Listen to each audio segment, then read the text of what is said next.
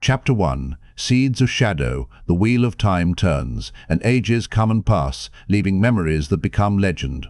Legend fades to myth, and even myth is long forgotten when the age that gave it birth comes again. In one age, called the Third Age by some, an age yet to come, an age long past, a wind rose on the great plain called the Caroline grass. The wind was not the beginning. There are neither beginnings nor endings to the turning of the wheel of time. But it was a beginning. North and east the wind blew beneath early morning sun, over endless miles of rolling grass and far scattered thickets, across the swift-flowing river Luan, past the broken-topped fang of Dragonmount, mountain of legend towering above the slow swells of the rolling plain, looming so high that clouds wreathed it less than halfway to the smoking peak. Dragonmount, where the dragon had died, and with him, some said, the age of legends, where prophecy said he would be born again, or had been, north and east, across the villages of Joualje and Darin and Alindir, where bridges like stone lacework arched out to the shining walls, the great white walls of what many called the greatest city in the world, Tar Valon, a city just touched by the reaching shadow of Dragonmount each evening. Within those walls, Ogier, made buildings well over 2,000 years old, seemed to grow out of the ground rather than having been built, or to be the work of wind and water rather than that of even the fabled hands of Ogier stonemasons. Some suggested birds taking flight, or huge shells from distant seas. Soaring towers, flared or fluted or spiraled, stood connected by bridges hundreds of feet in the air, often without rails. Only those long in Tar Valon could avoid gaping like country folk who had never been off the farm. Greatest of those towers, the White Tower dominated the city, gleaming like polished bone in the sun. The wheel of time turns around Tar Valon, so people said in the city, and Tar Valon turns around the tower. The first sight travellers had of Tar Valon, before their horses came in view of the bridges, before their riverboat captains sighted the island, was the tower reflecting the sun like a beacon. Small wonder, then, that the great square surrounding the walled tower grounds seemed smaller than it was under the massive tower's gaze, the people in it dwindling to insects. Yet the White Tower could have been the smallest in Tar Valon. The fact that it was the heart of Aes Sedai power would still have overawed the island city. Despite their numbers, the crowd did not come close to filling the square. Along the edges, people jostled each other in a milling mass, all going about their day's business. But closer to the tower grounds there were ever fewer people, until a band of bare paving stones at least 50 paces wide bordered the tall white walls. Aes Sedai were respected, and more in Tar Valon, of course, and the amyrlin seat ruled the city as she ruled the Aes Sedai, but few wanted to be closer to Aes Sedai power than they had to. There was a difference between being proud of a grand fireplace in your hall and walking into the flames. A very few did go closer, to the broad stairs that led up to the tower itself, to the intricately carved doors wide enough for a dozen people abreast. Those doors stood open, welcoming. There were always some people in need of aid or an answer. They thought only Aes Sedai could give, and they came from far as often as near, from Arafel and Ghealdan, from Saudair and Ilian. Many would find help or guidance inside, though often not what they had expected or hoped for. Min kept the wide hood of her cloak pulled up, shadowing her face in its depths. In spite of the warmth of the day, the garment was light enough not to attract comment, not on a woman so obviously shy. And a good many people were shy when they went to the tower. There was nothing about her to attract notice. Her dark hair was longer than when she was last in the tower, though still not quite to her shoulders, and her dress, plain blue except for narrow bands of white Jera-Cruz lace at neck and wrists, would have suited the daughter of a well-to-do farmer, wearing her feast day best to the tower, just like the other women approaching the wide stairs. Min hoped she looked the same, at least. She had to stop herself from staring at them to see if they walked or held themselves differently. I can do it, she told herself. She had certainly not come all this way to turn back now. The dress was a good disguise. Those who remembered her in the tower remembered a young woman with close-cropped hair, always in a boy's coat and breeches, never in a dress. It had to be a good disguise. She had no choice about what she was doing. Not really. Her stomach fluttered the closer she came to the tower, and she tightened her grip on the bundle clutched to her breast. Her usual clothes were in there, and her good boots, and all her possessions except the horse she had left at an inn not far from the square. With luck, she would be back on the gelding in a few hours, riding for the Austrine Bridge and the road south. She was not really looking forward to climbing onto a horse again so soon, not after weeks in the saddle with never a day's pause, but she longed to leave this place. She had never seen the White Tower as hospitable, and right now it seemed nearly as awful as the Dark One's prison at Sheol Ghul. Shivering, she wished she had not thought of the Dark One. I wonder if Moiraine thinks I came just because she asked me. The light helped me, acting like a fool girl, doing fool things because of a fool man. She mounted the stairs uneasily. Each was deep enough to take 2 strides for her to reach the next, and unlike most of the others, she did not pause for an awed stare up the pale height of the tower. She wanted this over. Inside, archways almost surrounded the large, round entry hall, but the petitioners huddled in the middle of the chamber, shuffling together beneath a flat, domed ceiling. The pale stone floor had been worn and polished by countless nervous feet over the centuries. No one thought of anything except where they were and why. A farmer and his wife, in rough woolens, clutching each other's calloused hands, rubbed shoulders with a merchant in velvet-slashed silks, a maid at her heels clutching a small, worked silver casket, no doubt her mistress's gift for the tower. Elsewhere, the merchant would have stared down her nose at farm folk who brushed so close, and they might well have knuckled their foreheads and backed away apologizing. Not now, not here. There were few men among the petitioners, which was no surprise to Min. Most men were nervous around Aes Sedai. Everyone knew it had been male Aes Sedai when there still had been male Aes Sedai who were responsible for the breaking of the world. 3,000 years had not dimmed that memory, even if time had altered many of the details. Children were still frightened by tales of men who could channel the One Power, men doomed to go mad from the Dark One's taint on Saidin, the male half of the true source. Worst was the story of Luz Therin Telamon, the dragon, Luz Therin Kinslayer, who had begun the breaking. For that matter, the stories frightened adults too.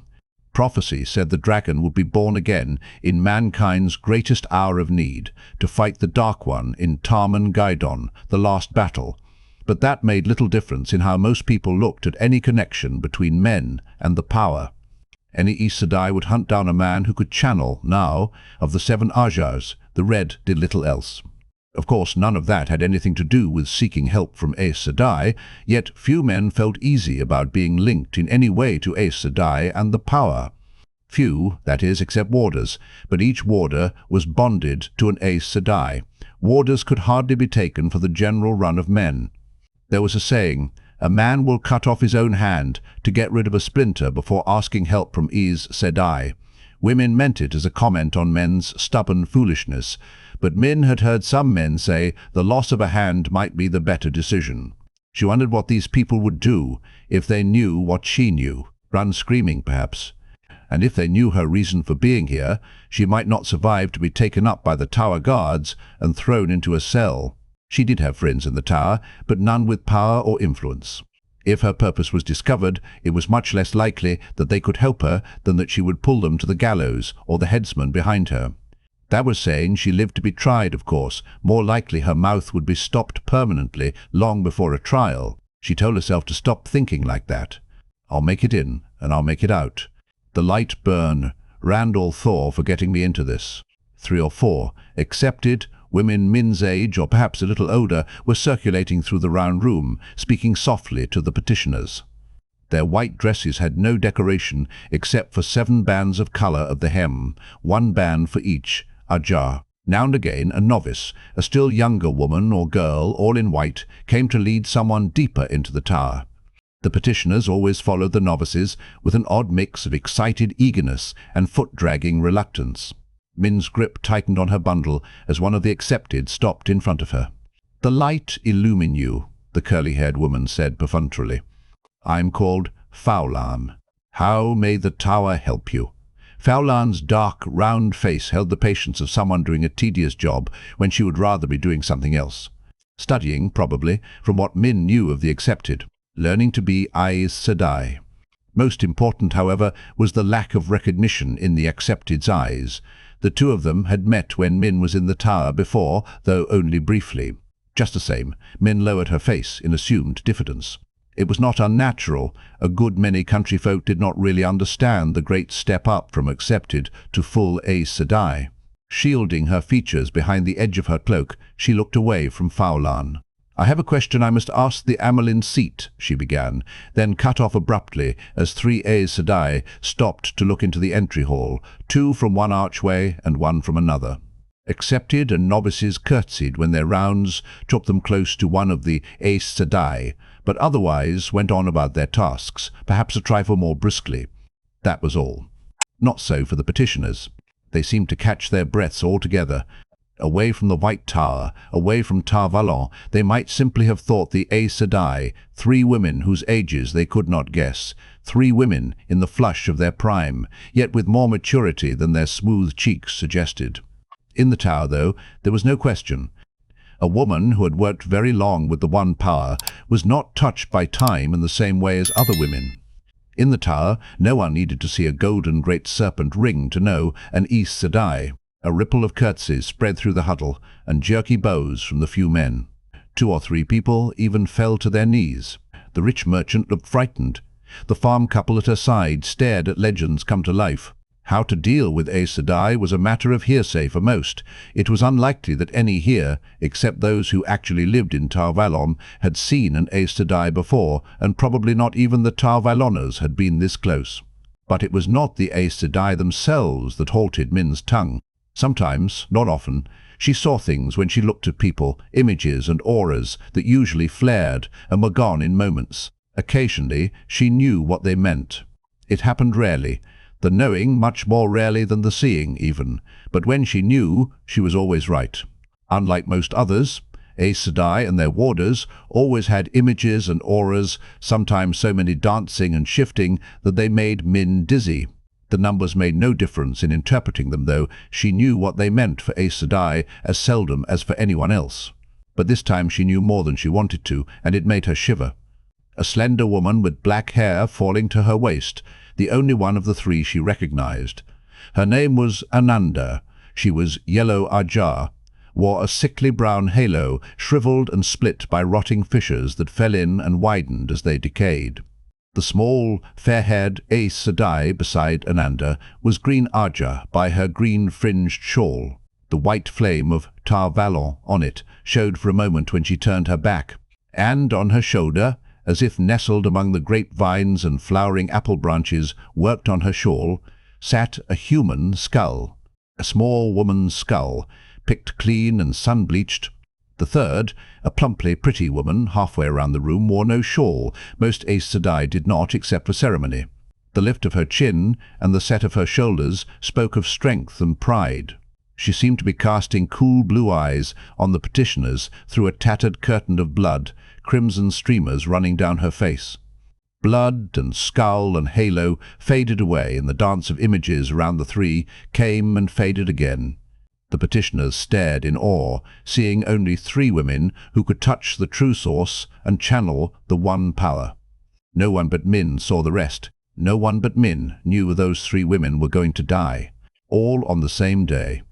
"The amyrlin cannot see everyone," Faulan said with poorly hidden impatience. "Her next public audience is not for 10 days. Tell me what you want, and I will arrange for you to see the sister who can best help you." Min's eye flew to the bundle in her arms and stayed there, partly so she would not have to see again what she had already seen. All 3 of them, light. What chance was there that 3 Aes Sedai would die on the same day? But she knew. She knew. I have the right to speak to the amyrlin seat, in person. It was a right seldom demanded who would dare, but it existed. Any woman has that right, and I ask it. Do you think the amyrlin seat herself can see everyone who comes to the White Tower? Surely another Aes Sedai can help you. Faulan gave heavy weight to the titles, as if to overpower Min. Now tell me what your question is about, and give me your name, so the novice will know who to come for. My name is Elmindrida. Min winced in spite of herself. She had always hated the name, but the amyrlin was one of the few people living who had ever heard it. If only she remembered. I have the right to speak to the amyrlin, and my question is for her alone. I have the right. The accepted arched an eyebrow. Elmindrada. Her mouth twitched toward an amused smile. And you claim your rights. Very well. I will send word to the Keeper of the Chronicles that you wish to see the amyrlin seat personally, Elmindrada. Min wanted to slap the woman for the way she emphasized Elmindrada, but instead she forced out a murmured, "Thank you. Do not thank me yet. No doubt it will be hours before the Keeper finds time to reply, and it will certainly be that you can ask your question at the Mother's next public audience. Wait with patience. Elmindrada." She gave Min a tight smile, almost a smirk, as she turned away. Grinding her teeth, Min took her bundle to stand against the wall between two of the archways, where she tried to blend into the pale stonework. "Trust no one, and avoid notice until you reach the amyrlin," Moiraine had told her. Moiraine was one Aes Sedai she did trust, most of the time. It was good advice in any case. All she had to do was reach the amyrlin, and it would be over. She could don her own clothes again, see her friends, and leave. No more need for hiding. She was relieved to see that the Aes Sedai had gone. 3 Aes Sedai dying on one day. It was impossible. That was the only word. Yet it was going to happen. Nothing she said or did could change it. When she knew what an image meant, it happened. But she had to tell the amyrlin about this. It might even be as important as the news she brought from Moiraine, though that was hard to believe. Another accepted came to replace one already there, and to Min's eyes, bars floated in front of her apple-cheeked face, like a cage. Sheriam, the mistress of novices, looked into the hall. After one dance, Min kept her gaze on the stone under her feet. Sheriam knew her all too well, and the red-haired Aes Sedai's face seemed battered and bruised. It was only the viewing, of course, but Min still had to bite her lip to stifle a gasp. Sheriam, with her calm authority and sureness, was as indestructible as the tower. Surely nothing could harm Sheriam, but something was going to. An Aes Sedai unknown to Min, wearing the shawl of the brown ajah, accompanied a stout woman in finely woven red wool to the doors. The stout woman walked as lightly as a girl, face shining, almost laughing with pleasure. The brown sister was smiling too, but her aura faded like a guttering candle flame. Death. Wounds, captivity, and death. To Min, it might as well have been printed on a page. She set her eyes on her feet. She did not want to see any more. Let her remember, she thought.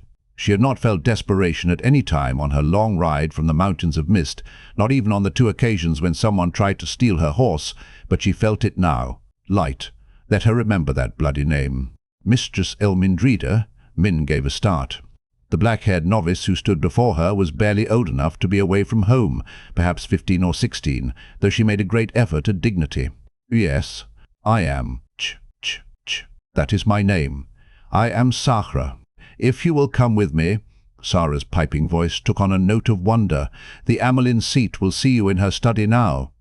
Min gave a sigh of relief and followed eagerly.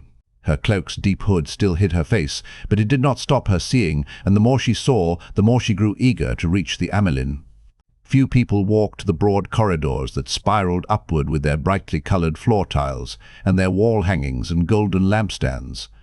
The tower had been built to hold far greater numbers than it did now, but nearly everyone she saw as she climbed higher wore an image or aura that spoke to her of violence and danger.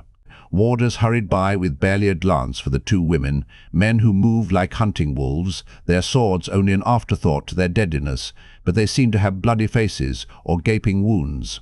Swords and spears danced about their heads, threatening. Their auras flashed wildly, flickered on the knife edge of death. She saw dead men walking, knew they would die on the same day as the Aes Sedai in the entry hall, or at most a day later.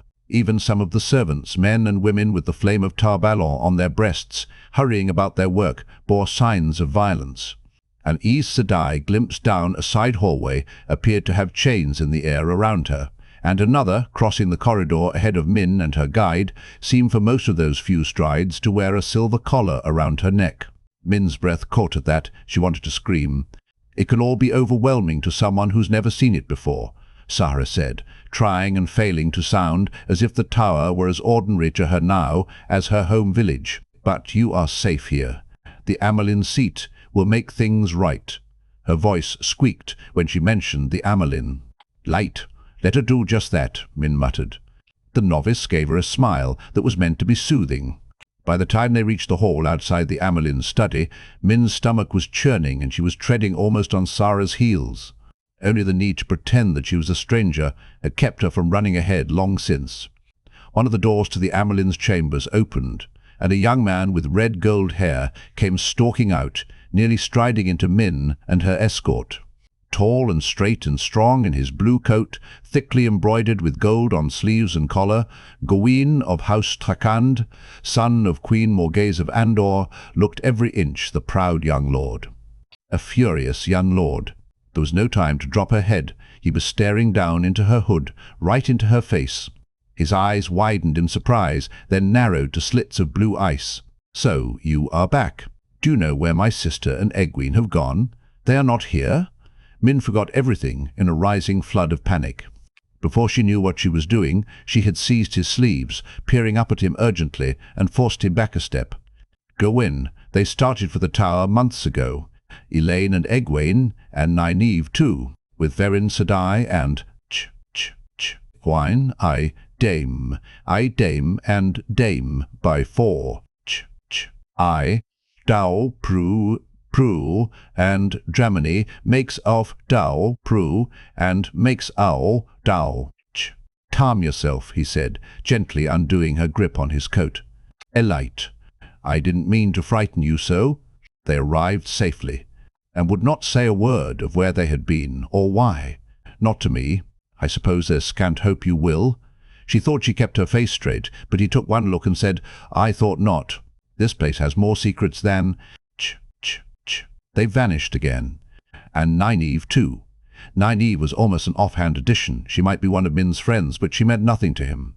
His voice began to roughen once more, growing tighter by the second. Again, without a word. Not a word. Supposedly they're on a farm somewhere, as penance for running away, but I cannot find out where. The amyrlin won't give me a straight answer. Min flinched for a moment. Streaks of dried blood had made his face a grim mask. It was like a double hammer blow. Her friends were gone. It had eased her coming to the tower, knowing they were here, and Gawain was going to be wounded on the day the Aes Sedai died. Despite all she had seen since entering the tower, despite her fear, none of it had really touched her personally until now. Disaster striking the tower would spread far from Tar Valon, yet she was not of the tower, and never could be. But Gawain was someone she knew, someone she liked, and he was going to be hurt more than the blood told, hurt somehow deeper than wounds to his flesh. It hit her that if catastrophe seized the tower, not only distant Aes Sedai would be harmed, women she could never feel close to, but her friends as well. They were of the tower. In a way she was glad Egwene and the others were not there, glad she could not look at them and perhaps see signs of death. Yet she wanted to look, to be sure, to look at her friends and see nothing, or see that they would live. Where in the light were they? Why had they gone? Knowing those three, she thought it possible that if Gawain did not know where they were, it was because they did not want him to know. It could be that. Suddenly she remembered where she was, and why, and that she was not alone with Gawain. Sara seemed to have forgotten she was taking Min to the amyrlin. She seemed to have forgotten everything but the young lord, making calf eyes that he was not noticing. Even so, there was no use pretending any longer to be a stranger to the tower. She was at the amyrlin's door. Nothing could stop her now. "Gawain, I don't know where they are, but if they are doing penance on a farm, they're probably all sweat and mud to their hips, and you are the last one they will want to see them." She was not much easier about their absence than Gawain was, in truth. Too much had happened, too much was happening, too much with ties to them and to her. But it was not impossible they had been sent off for punishment. You won't help them by making the amyrlin angry. I don't know that they are on a farm, or even alive. Why all this hiding and sidestepping if they're just pulling weeds? If anything happens to my sister, or to Egwene, he frowned at the toes of his boots. I am supposed to look after Elaine. How can I protect her when I don't know where she is? Min sighed. Do you think she needs looking after? Either of them? But if the amyrlin had sent them somewhere, maybe they did. The amyrlin was capable of sending a woman into a bear's den with nothing but a switch if it suited her purposes. And she would expect the woman to come back with a bear skin, or the bear on a leash, as instructed. but telling Gawain that would only inflame his temper and his worries. Gawain, they have pledged to the tower. They won't thank you for meddling. I know Elaine isn't a child, he said patiently, even if she does bounce back and forth between running off like one and playing at being Aes Sedai. But she is my sister, and beyond that she is daughter, heir of Andor. She'll be queen after mother. Andor needs her whole and safe to take the throne, not another succession. Playing at being Aes Sedai? Apparently he did not realize the extent of his sister's talent. The daughter heirs of Andor had been sent to the tower to train for as long as there had been an Andor, but Elaine was the first to have enough talent to be raised to Aes Sedai, and a powerful Aes Sedai at that. Very likely he also did not know Egwene was just as strong. So you will protect her whether she wants it or not.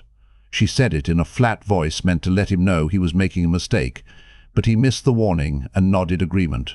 That has been my duty since the day she was born. My blood shed before hers, my life given before hers. I took that oath when I could barely see over the side of her cradle. Gareth Bryan had to explain to me what it meant. I won't break it now. Andor needs her more than it needs me. He spoke with a calm certainty, an acceptance of something natural and right that sent chills through her. She had always thought of him as boyish, laughing and teasing, but now he was something alien. She thought the Creator must have been tired when it came time to make men. Sometimes they hardly seemed human. And Egwene? What oath did you take about her? His face did not change, but he shifted his feet warily. I'm concerned about Egwene, of course. And Nynaeve. What happens to Elaine's companions might happen to Elaine. I assume they're still together. When they were here, I seldom saw one without the others. My mother always told me to marry a poor liar, and you qualify. Except that I think someone else has first claim. Some things are meant to be, he said quietly, and some never can. Galad is heartsick because Egwene is gone. Galad was his half-brother, the pair of them sent to Tar Valon to train under the Warders. That was another Andoran tradition. Galadriel Damodred was a man who took doing the right thing to the point of a fault, as Min saw it, but Gawain could see no wrong in him, and he would not speak his feelings for a woman Galad had set his heart on. She wanted to shake him, shake some sense into him, but there was no time now. Not with the amyrlin waiting, not with what she had to tell the amyrlin waiting. Certainly not with Sara standing there, calf-eyes or no calf-eyes. Gawain, I am summoned to the amyrlin. Where can I find you when she is done with me? I will be in the practice yard. The only time I can stop worrying is when I am working the sword with Hammer. Hammer was a blade master, and the warder who taught the sword. Most days I'm there until the sun sets. Good then, I will come as soon as I can, and try to watch what you say. If you make the amyrlin angry with you, Elaine and Egwene might share in it. That I cannot promise, he said firmly. Something is wrong in the world. Civil war in Caerhien. The same and worse in Tarabon and Arad-Doman. False dragons. Troubles and rumors of troubles everywhere. I don't say the tower is behind it, but even here things are not what they should be, or what they seem. Elaine and Egwene vanishing isn't the whole of it. Still, they are the part that concerns me. I will find out where they are. And if they have been hurt, if they are dead, He scowled, and for an instant his face was that bloody mask again. More, a sword floated above his head, and a banner waved behind it. The long-hilted sword, like those most warders used, had a heron engraved on its slightly curved blade, symbol of a blade master, and Min could not say whether it belonged to Gawain or threatened him.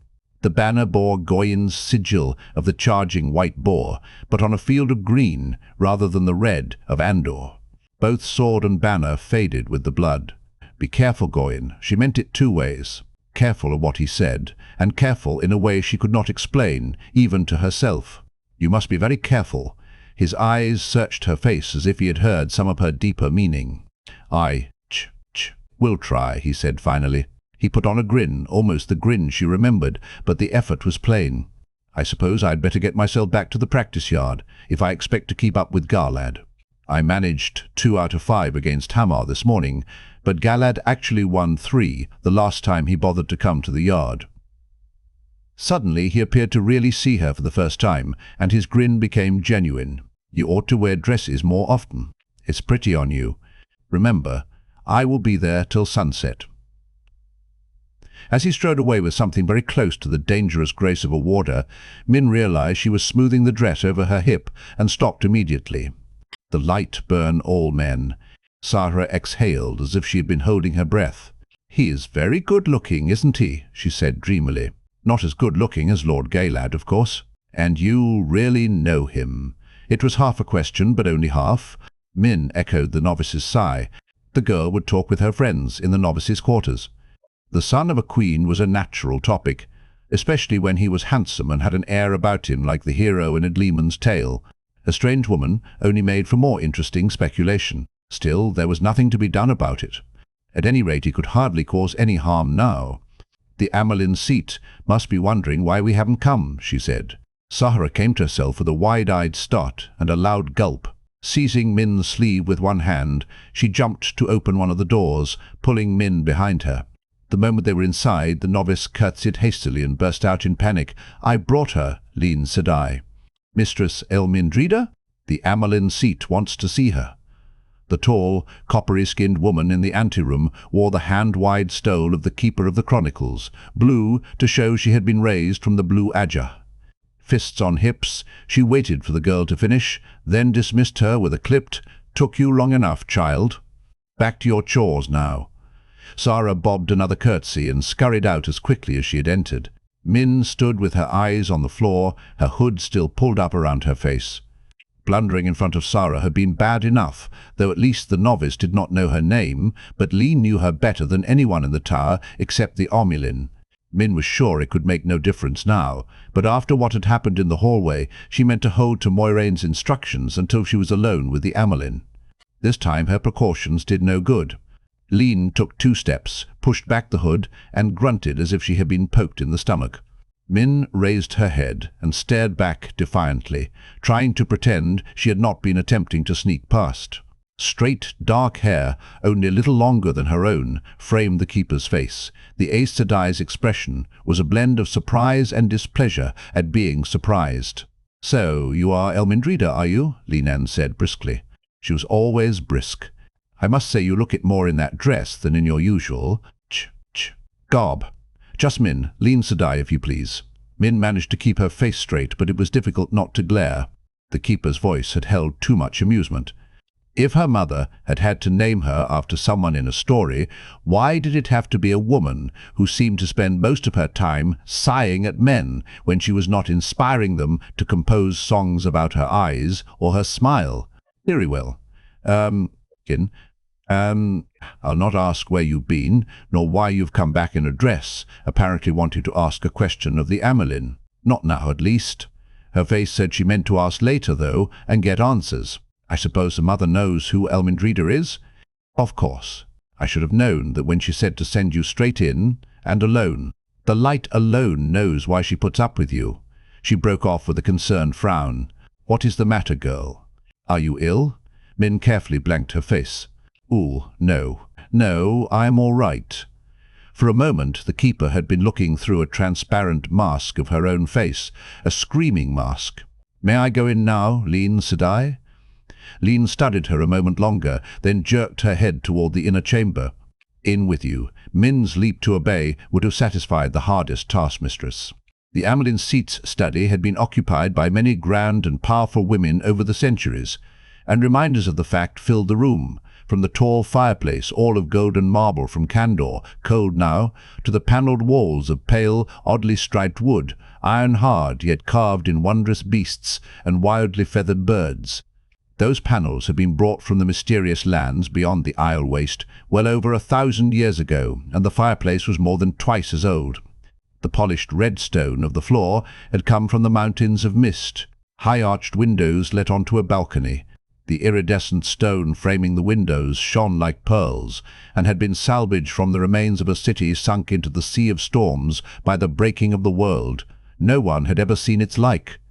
The current occupant, Xuan Sanche, had been born a fisherman's daughter in Tyr, though, and the furnishings she had chosen were simple, if well made and well polished.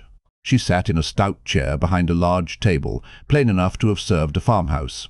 The only other chair in the room, just as plain and usually set off to one side, now stood in front of the table atop a small Tyren rug, simple in blue and brown and gold. Half a dozen books rested open on tall reading stands about the floor. That was all of it.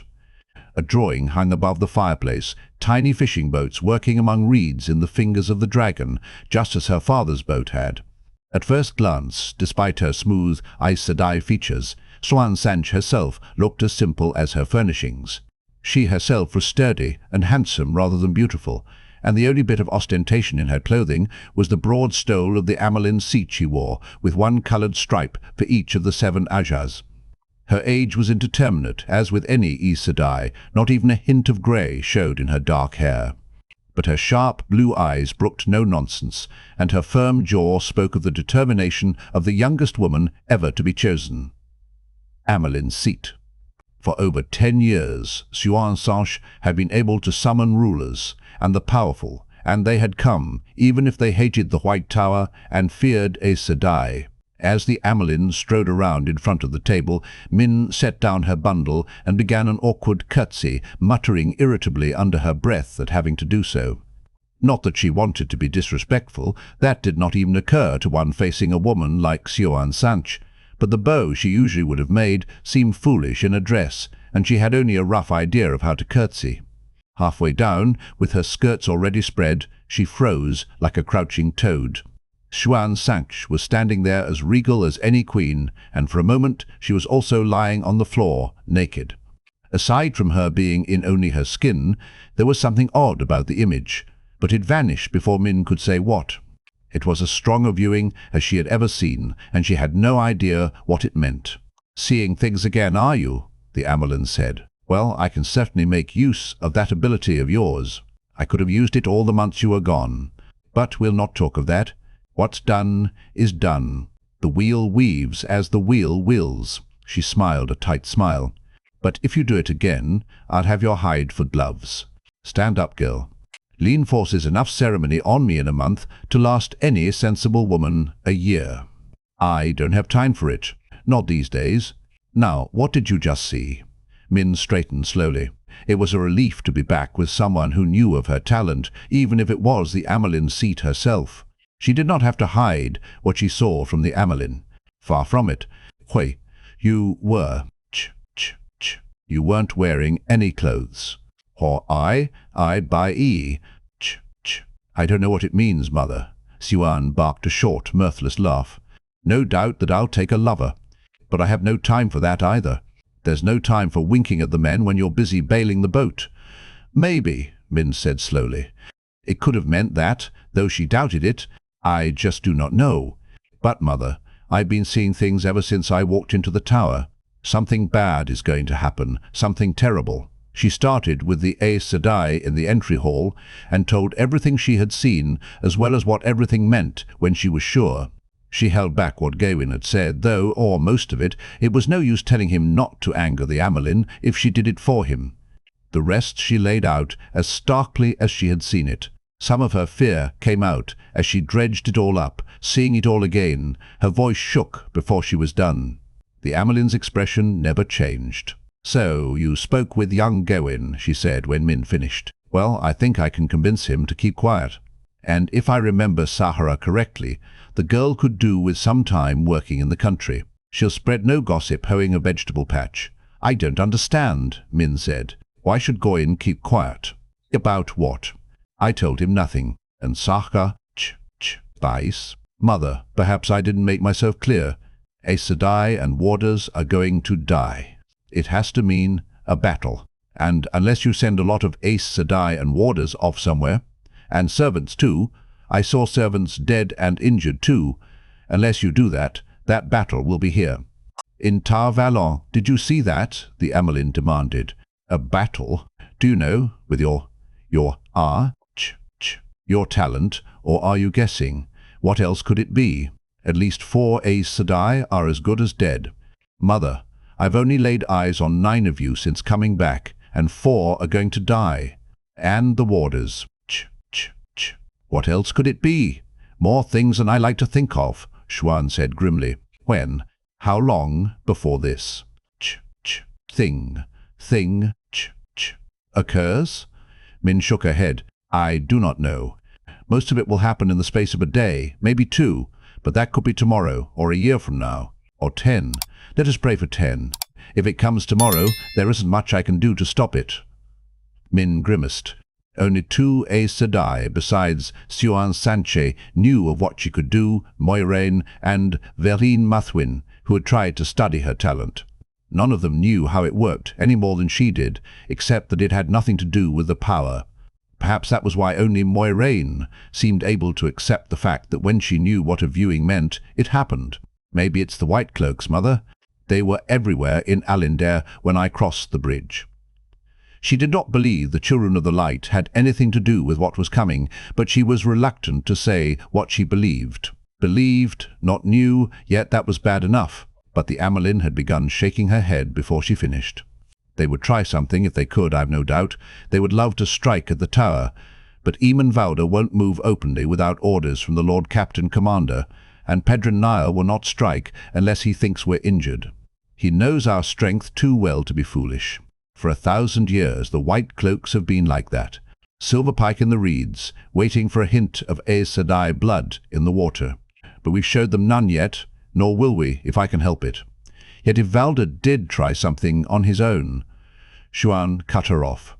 He has no more than 500 men close to Tar Valon, girl. He sent the rest away weeks ago to cause trouble elsewhere. The Shining Walls held off the aiel, and Artur Hawkwing too. Valder will never break into Tar Valon unless the city is already falling apart from the inside. Her voice did not change as she went on. You very much want me to believe the trouble will come from the White Cloaks. Why? There was no gentleness in her eyes. Because I want to believe it, Min muttered. She licked her lips and spoke the word she did not want to say. The silver collar I saw on that one Aes Sedai. Mother, it looked. It looked like one of the collars. The allure, the seanchan use to control women who can channel. Her voice dwindled as Siuan's mouth twisted with distaste. Filthy things, the amyrlin growled. As well, most people don't believe a quarter of what they hear about the seanchan, but there's more chance of it being the White Cloaks. If the seanchan land again, anywhere, I will know it in days by pigeon, and it is a long way from the sea to Tar Valon. If they do reappear, I will have plenty of warning. No, I fear what you see is something far worse than the seanchan. I fear it can only be the Black Ajah. Only a handful of us know about them, and I don't relish what will happen when the knowledge becomes common, but they are the greatest immediate threat to the tower. Min realized she was clutching her skirt so hard that her hands hurt, her mouth was dry as dust. The White Tower had always coldly denied the existence of a hidden ajah dedicated to the Dark One. The surest way to anger an Aes Sedai was merely to mention such a thing. For the amyrlin seat herself to give the Black Ajah reality so casually made Min's spine turn to ice. As if she had said nothing out of the ordinary, the amyrlin went on.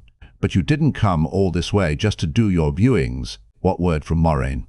I know everything from Arad Doman to Tarabon is in chaos, to say the least.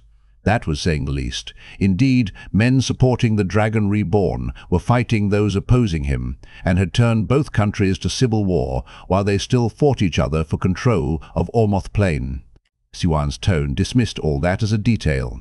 But I've heard nothing of Rand or Thor for months. He is the focus of everything. Where is he? What does Moiraine have him doing? Sit, girl, sit. She gestured to the chair in front of the table. Min approached the chair on wobbly legs and half fell into it. The Black Ajah, all light. Aes Sedai was supposed to stand for the light. Even if she did not really trust them, there was always that. Aes Sedai and all the power of the Aes Sedai stood for the light and against the shadow. Only now it was not true any longer. She hardly heard herself say, "He's on his way to Tyr. Tyr. It's Calendor, then." Moiraine means him to take the sword that cannot be touched out of the stone of Tyr. I swear I'll hang her in the sun to dry. I will make her wish she were a novice again. He cannot be ready for that yet. It was not. Min stopped to clear her throat. It was not Moiraine's doing. Rand left in the middle of the night by himself. The others followed, and Moiraine sent me to tell you. They could be in Tear by now. For all I know, he could have Calendor by now. Burn him, Siouan barked. By now he could be dead. I wish he had never heard a word of the prophecies of the dragon. If I could keep him from hearing another, I would. But doesn't he have to fulfill the prophecies? I don't understand. The amyrlin leaned back against her table wearily, as though anyone even understands most of them. The prophecies aren't what makes him the dragon reborn. All it takes is for him to admit it, and he must have if he is going for Calendor. The prophecies are meant to announce to the world who he is, to prepare him for what is coming, to prepare the world for it. If Moiraine can keep some control over him, she will guide him to the prophecies we can be sure of when he is ready to face them. And for the rest, we trust that what he does is enough. We hope, for all I know, he has already fulfilled prophecies none of us understands. The lights send it's enough.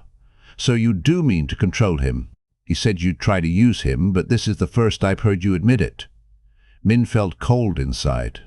Angry, she added. You haven't done such a good job of it so far, you and Moiraine. Siouan's tiredness seemed to slide from her shoulders. She straightened and stood looking down at Min. You had best hope we can. Did you think we could just let him run about loose? Headstrong and stubborn, untrained, unprepared, maybe going mad already. Do you think we could trust to the pattern, to his destiny, to keep him alive, like some story? This isn't a story. He isn't some invincible hero, and if his thread is snipped out of the pattern, the wheel of time won't notice he's going, and the Creator will produce no miracles to save us. If Moiraine cannot reef his sails, he very well may get himself killed. And where are we then? Where is the world? The Dark One's prison is failing. He will touch the world again. It is only a matter of time. If Randall Thor is not there to face him in the last battle, if the headstrong young fool gets himself killed first, the world is doomed. The War of the Power all over again, with no Luz Therin and his 100 companions. Then fire and shadow forever. She stopped suddenly, peering at Min's face. So that's the way the wind sets, is it? You and Rand. I did not expect this.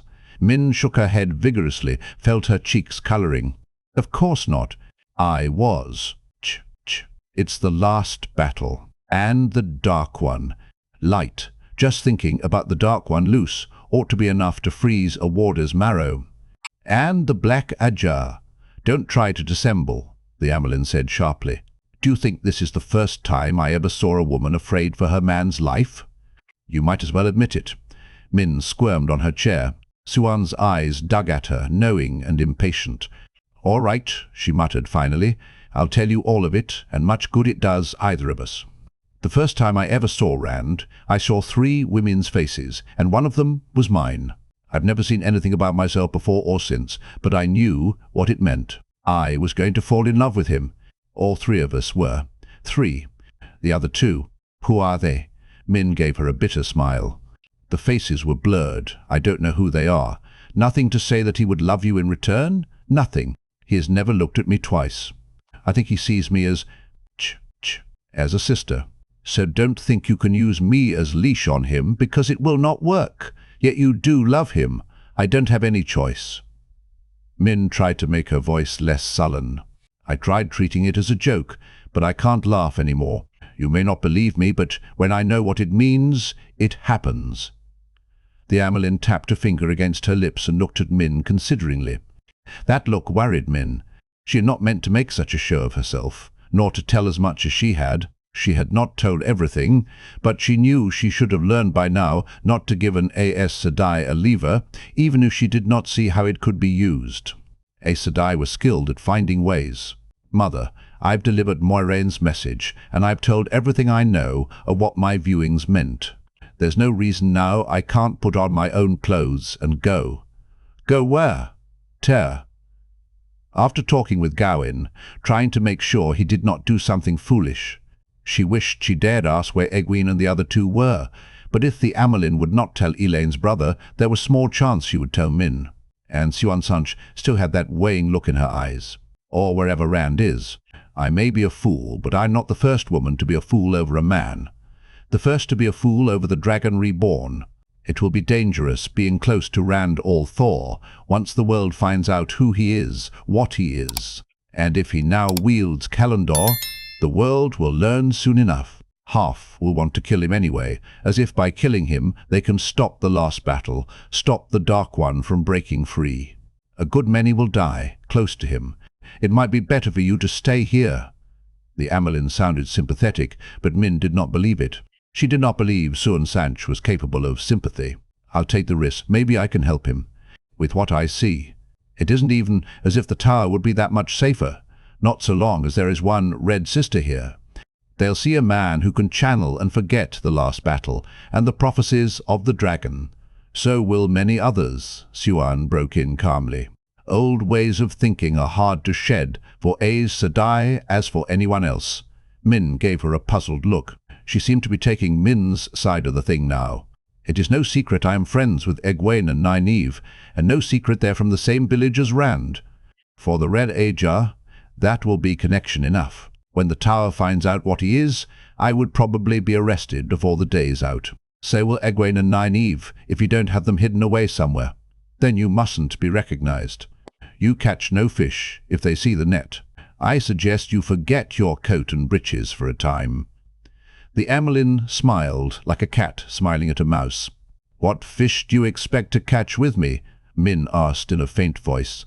She thought she knew, and hoped desperately she was wrong. Her hope did not stop the amyrlin from saying, "The black ajah." 13 of them fled, but I fear some remain. I cannot be sure who I can trust. For a while I was afraid to trust anyone. You are no dark friend, I know, and your particular talent may just be some help. At the very least, you'll be another trustworthy pair of eyes. You've been planning this since I walked in, haven't you? That's why you want to keep Goyen and Sahra quiet. Anger built up inside Min like steam in a kettle. The woman said frog and expected people to jump. That they usually did just made it worse. She was no frog, no dancing puppet. Is this what you did to Egwene and Elaine and Nynaeve? Send them off after the black ajah? I wouldn't put it past you. You tend your own nets, child, and let those girls tend theirs. As far as you are concerned, they are working penance on a farm. Do I make myself plain? That unwavering stare made Min shift on her chair. It was easy to defy the amyrlin until she started staring at you with those sharp, cold blue eyes. Yes, mother. The meekness of her reply rankled, but a glance at the amyrlin convinced her to let it lie. She plucked at the fine wool of her dress. I suppose it won't kill me to wear this a little longer. Suddenly, Siuan looked amused. Min felt her hackles rising. I fear that would be enough. Min in a dress is still Min in a dress to anyone who looks close. You cannot always wear a cloak with the hood up. No, you must change everything that can be changed. For one thing, you will continue to go by Elmendrida. It is your name, after all. Min winced. Your hair is almost as long as Lean's, long enough to put in curls. For the rest, I never had any use for rouge and powder and paints, but Lean remembers the use of them. Min's eyes had grown wider by the word since the mention of curls. Oh, no, she gasped. No one will take you for Min who wears breeches once Lean makes you into a perfect Elmendrida. Oh, no! As to why you are staying in the tower, a reason suitable for a fluttery young woman who looks and acts nothing at all like Min. The amyrlin frowned thoughtfully, ignoring Min's efforts to break in. Yes, I will let it be put about that Mistress Elmendrida managed to encourage 2 suitors, to the point that she has to take shelter from them in the tower until she can decide between them. A few women still claim sanctuary each year, and sometimes for reasons as silly. Her face hardened, and her eyes sharpened. If you're still thinking of Tyr, think again. Consider whether you can be of more help to Rand there or here. If the Black Ajah brings the tower down, or worse, gains control, he loses even the little help I can give. Oh, are you a woman or a lovesick girl? Trapped. Min could see it as plainly as a shackle on her leg. Do you always get your way with people, mother? The amyrlin's smile was even colder this time. Usually, child. Usually. Shifting her red-fringed shawl, Elida stared thoughtfully at the door to the amyrlin's study, through which the 2 young women had just vanished. The novice came back out almost immediately, took one look at Elida's face, and bleated like a frightened sheep. Elida thought she recognized her, though she could not bring the girl's name to mind. She had more important uses for her time than teaching wretched children. "Your name?" "Sarah." "Elida," said I. The girl's reply was a breathless squeak. Elida might have no interest in novices, but the novices knew her and her reputation. She remembered the girl now, a daydreamer with moderate ability who would never be of any real power. It was doubtful she knew anything more than Elida had already seen and heard, or remembered much more than Gawain's smile, for that matter. A fool. Elida fricked a dismissive hand. The girl dropped a curtsy, so deep her face almost touched the floor tiles, then fled at a dead run. Elida did not see her go. The Red Sister had turned away, already forgetting the novice. As she swept down the corridor, not a line marred her smooth features, but her thoughts boiled furiously. She did not even notice the servants, the novices and accepted, who scrambled out of her way, curtsying as she passed. Once she almost walked over a brown sister with her nose in a sheaf of notes. The plump brown jumped back with a startled squawk that Elida did not hear. Dress or no dress, she knew the young woman who had gone in to see the amyrlin. Min, who had spent so much time with the amyrlin on her first visit to the tower, though for no reason anyone knew. Min, who was such close friends with Elaine, Egwene and Nynaeve. The amyrlin was hiding the whereabouts of those three. Elida was sure of it. All reports that they were serving penance on a farm had come at third or fourth hand from Seanchan, more than enough distance to hide any twisting of words to avoid an outright lie. Not to mention the fact that all Elida's considerable efforts to find this farm had yielded nothing. The light burned her. For a moment open anger painted her face. She was not sure whether she meant Seanchan or the daughter heir. Either would serve. A slender accepted heard her, glanced at her face, and went as white as her own dress. Elida strode by without seeing her. Apart from everything else, it infuriated her that she could not find Elaine. Elida had the foretelling, sometimes, the ability to foresee future events. If it came seldom and faintly, that was still more than any Aes Sedai had had since Gitara Moroso, dead now, 20 years. The very first thing Elida had ever foretold, while still an accepted, and had known enough even then to keep to herself, was that the royal line of Andor would be the key to defeating the Dark One in the last battle. She had attached herself to Morghese as soon as it was clear Morghese would succeed to the throne, had built her influence year by patient year. And now all her effort, all her sacrifice, she might have been Amyrlin herself had she not concentrated all her energies on Andor, might be for naught because Elaine had disappeared. With an effort she forced her thoughts back to what was important now. Egwene and Nynaeve came from the same village as that strange young man, Rand al'Thor. And Min knew him as well, however much she had tried to hide the fact. Rand al'Thor lay at the heart of it. Elida had only seen him once, supposedly a shepherd from the Two Rivers, in Andor, but looking every inch the Aielman. The foretelling had come to her at the sight of him. He was Taveren, one of those rare individuals who, instead of being woven into the pattern as the Wheel of Time chose, forced the pattern to shape itself around them, for a time at least. And Elida had seen chaos swirling around him, division and strife for Andor, perhaps for even more of the world. But Andor must be kept whole. Whatever else happened, that first foretelling had convinced her of that. There were more threads, enough to snare Siuan in her own web. If the rumors were to be believed, there were 3 Tavren, not just one. All 3 from the same village, this Emon's field, and all 3 near the same age, odd enough to occasion a good deal of talk in the tower. And on Siuan's journey to Shi'nar, near a year ago now, she had seen them, even talked with them. Rand al'Thor, Perrin Aibara, Matrim cauthon. It was said to be mere happenstance, just fortuitous chance. So it was said.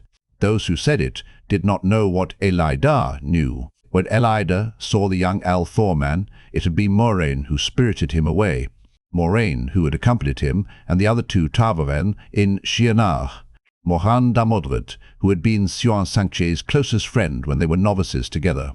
Had Elida been one to make wagers, she would have wagered that no one else in the tower remembered that friendship.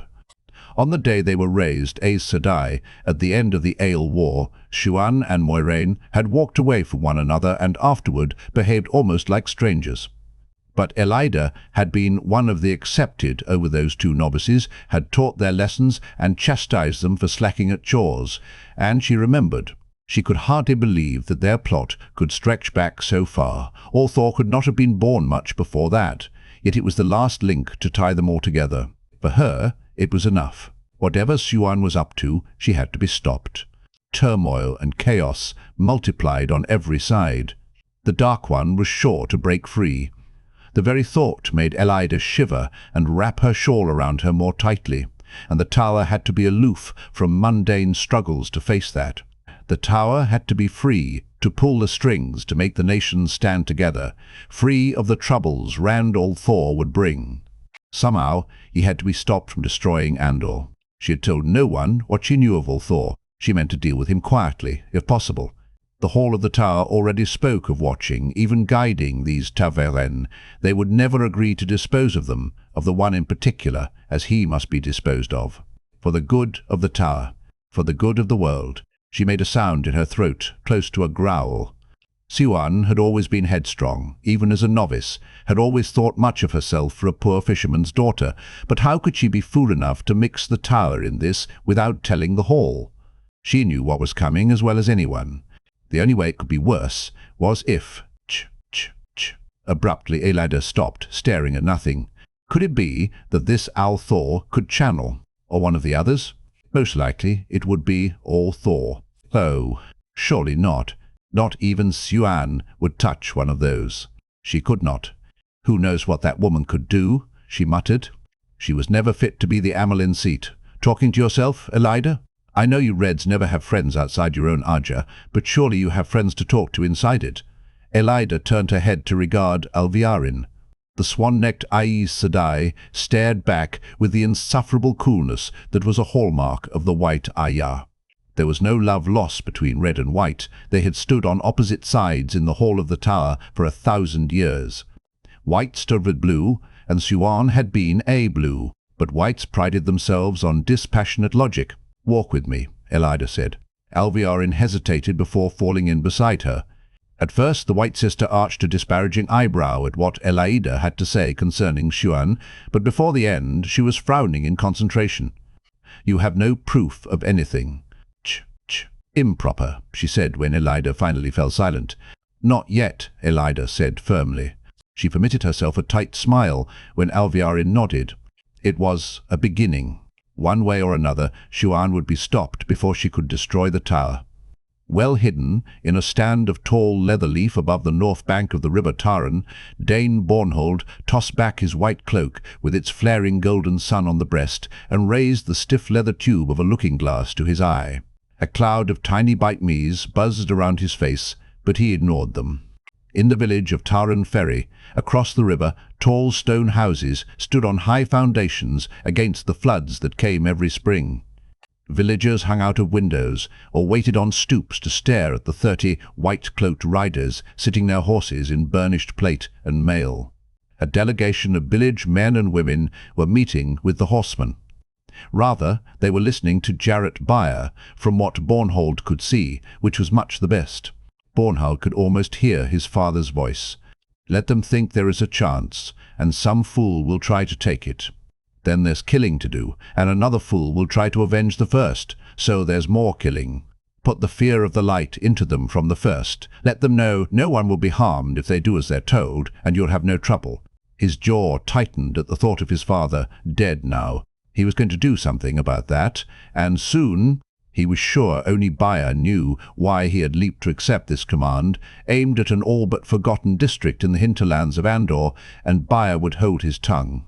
Byer had been as dedicated to Dane's father as a hound, and he had transferred all that loyalty to Dane. Bornhold had had no hesitation in naming Byer second under him when Eamon Valder gave him the command. Byer turned his horse and rode back onto the ferry. Immediately the ferrymen cast off and began hauling the barge across by means of a heavy rope slung over the swiftly flowing water. Byer glanced at the men at the rope. They eyed him nervously as they tramped the length of the barge, then trotted back to take up the cable again. It all looked good. Lord Bornhold? Bornhold lowered the looking-glass and turned his head. The hard-faced man, who had appeared at his shoulder, stood rigid, staring straight ahead from under a conical helmet. Even after the hard journey from Tar Valon and Bornhold had pressed every mile, his armour shone as brightly as his snowy cloak with its golden sunburst. "Yes, Child Ivan, Hundredman Farron sent me, my lord. It's the Tinkers. Ordeith was talking to 3 of them, my lord, and now none of the 3 can be found. Blood and ashes." Bornhold spun on his boudil and strode back into the trees, Ivan at his heels. Out of sight of the river, white-cloaked horsemen clogged the spaces between leather leaves and pines, lances held with casual familiarity or bows laid across their pommels. The horses stamped their hooves impatiently and flicked their tails. The riders waited more stolidly. This would not be their first river crossing into strange territory, and this time no one would be trying to stop them. In a large clearing beyond the mounted men stood a caravan of the Tuatha'an, the travelling people, Tinkers.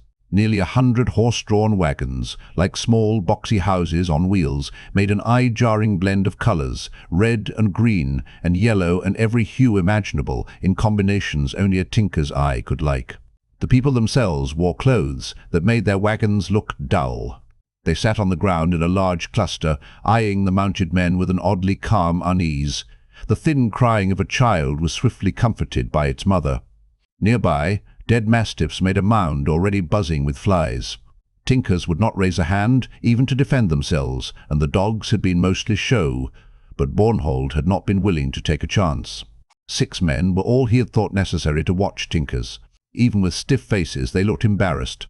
None glanced at the 7th man, sitting a horse near the wagons, a bony little man with a big nose, in a dark grey coat that looked too big for him despite the fineness of its cut. Foron, a bearded boulder of a man yet light on his feet for all his height and width, stood glaring at all 7 equally. The hundredman pressed a gauntleted hand to his heart in salute, but left all talking to Bornhold. "A word with you, Master Ordaith," Bornhold said quietly. The bony man cocked his head, looking at Bornhold for a long moment before dismounting. Farron growled, but Bornhold kept his voice low. 3 of the Tinkers cannot be found, Master Ordaith. Did you perhaps put your own suggestion into practice?" The first words out of Ordeith's mouth when he saw the Tinkers had been, "Kill them." "They're of no use." Bornhold had killed his share of men, but he had never matched the casualness with which the little man had spoken. Ordaith rubbed a finger along the side of his large nose. "Now, why would I be killing them? And after you ripped me so for just suggesting it." His Lugarda accent was heavy today. It came and went without him seeming to notice, another thing about the man that disturbed Bornhold. "Then you allowed them to escape, yes? Well, as to that, I did take a few of them off where I could see what they knew. Undisturbed, you see. What they knew. What under the light could Tinkers know of use to us? There's no way of telling until you ask. Now is there?" Ordeith said. "I didn't hurt any of them much, and I told them to get themselves back to the wagons. Who would be thinking they'd have the nerve to run away with so many of your men about?" Bornhold realized he was grinding his teeth. His orders had been to make the best time possible to meet this odd fellow, who would have more orders for him. Bornhold liked none of it, though both sets of orders bore the seal and signature of Pedron Nile, Lord Captain Commander of the Children of the Light. Too much had been left unsaid, including Ordaith's exact status. The little man was there to advise Bornhold, and Bornhold was to cooperate with Ordaith. Whether Ordeith was under his command had been left vague, and he did not like the strong implication that he should heed the fellow's advice. Even the reason for sending so many of the children into this backwater had been vague. To root out dark friends, of course, and spread the light, that went without saying. But close to half a legion on Andorran soil without permission. The order risked much if word of it reached the Queen in Camelin. Too much to be balanced by the few answers Bornhold had been given. It all came back to Ordaith. Bornhold did not understand how the Lord Captain Commander could trust this man, with his sly grins and his black moods and his haughty stares, so you could never be sure what kind of man you were talking to. Not to mention his accent changing in the middle of a sentence. The 50 children who had accompanied Ordaith were as sullen and frowning a lot as Bornhold had ever seen. He thought Ordaith must have picked them himself to have so many sour scowls, and it said something of the man that he would choose that sort. Even his name, Ordaith, meant wormwood in the old tongue. Still, Bornhold had his own reasons for wanting to be where he was. He would cooperate with the man since he had to, but only as much as he had to. "Master Ordaith," he said in a carefully level tone, "this ferry is the only way in or out of the Two Rivers district." That was not quite the truth. According to the map he had, there was no way across the Taren except here, and the upper reaches of the Manetherendrel, bordering the region on the south, had no fords. To the east lay bogs and swamps. Even so, there must be a way out westward, across the mountains of mist, though his map stopped at the edge of the range. At best, however, it would be a hard crossing that many of his men might not survive, and he did not intend to let Ordaith know of even that small chance. "When it is time to leave, if I find Andoran soldiers holding this bank, you will ride with the first to cross. You will find it interesting to see at close hand the difficulty of forcing a way across a river this wide, yes? This is your first command, is it not?" Ordaith's voice held a hint of mockery. "This may be part of Andor on the map, but Caemlyn has not sent a tax collector this far west in generations. Even if those three talk, who will believe three tinkers? If you think the danger is too great, remember whose seal is on your orders." Faran glanced at Bornhold, half reached for his sword. Bornhold shook his head slightly, and Faran let his hand fall. "I mean to cross the river, Master Ordaith. I will cross if the next word I hear is that Gareth Brine and the Queen's guards will be here by sundown." "Of course," Ordaith said, suddenly soothing. "There will be as much glory here as at Tar Valon, I assure you." His deep, dark eyes took a glazed look, stared at something in the distance. "There are things in Tar Valon I want too." Bornhold shook his head. "And I must cooperate with him." Jarrett Byer drew up and swung down from his saddle beside Faran. As tall as the hundredman, Byer was a long-faced man with dark, deep-set eyes. He looked as if every ounce of fat had been boiled off of him. "The village is secured, my lord. Lucellin is making certain no one slips off. They nearly soiled themselves when I mentioned dark friends. None in their village, they say. The folk further south are the dark friend kind, though, they say." "Further south, is it?" Bornhold said briskly. "We shall see.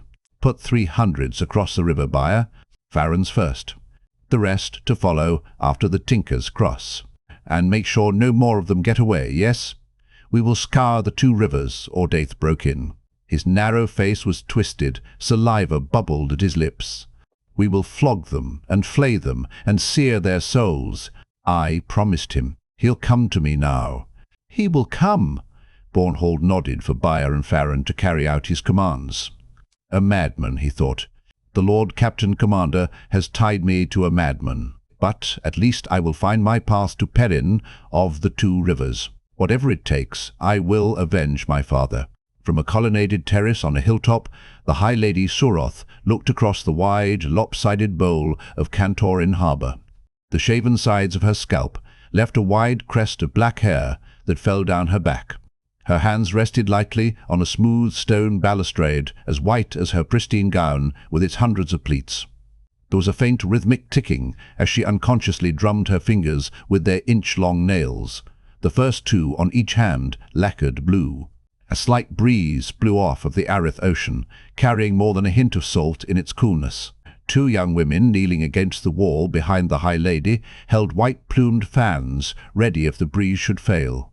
Two more women and 4 young men completed the line of crouching figures waiting to serve.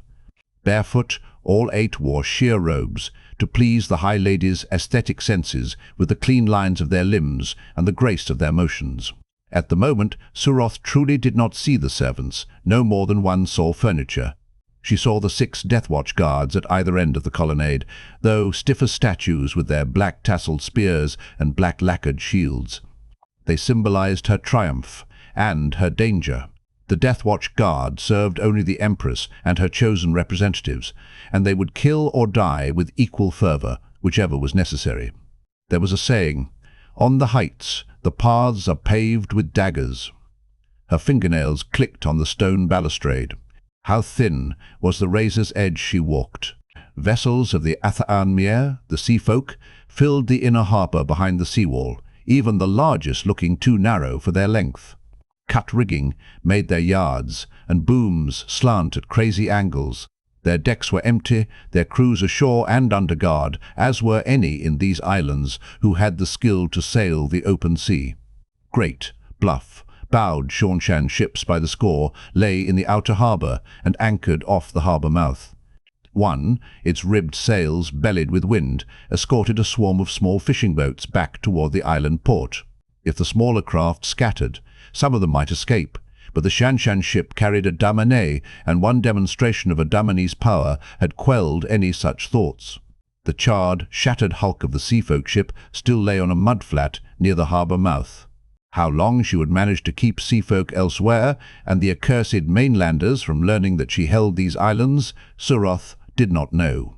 It will be long enough, she told herself. It must be long enough.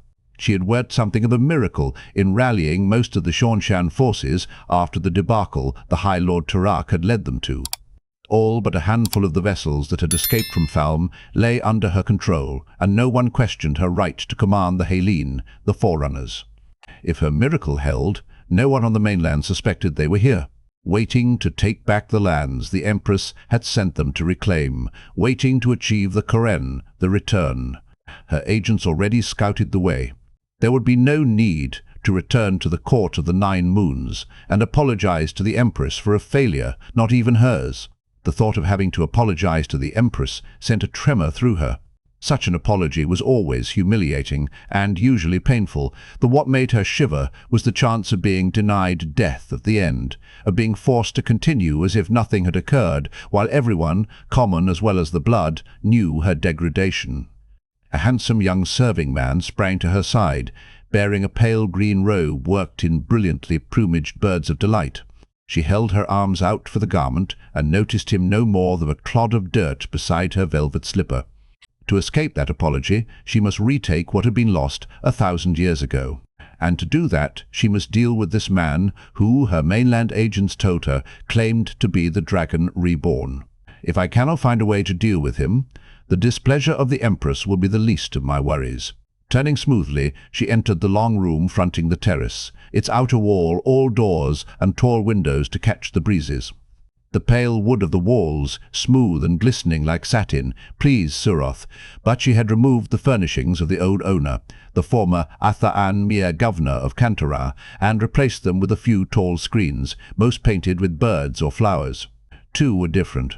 One showed a great spotted cat of the Sen Tajor, as large as a pony, the other a black mountain eagle, crest erect like a pale crown, and snowy-tipped wings spread to their full 7 feet.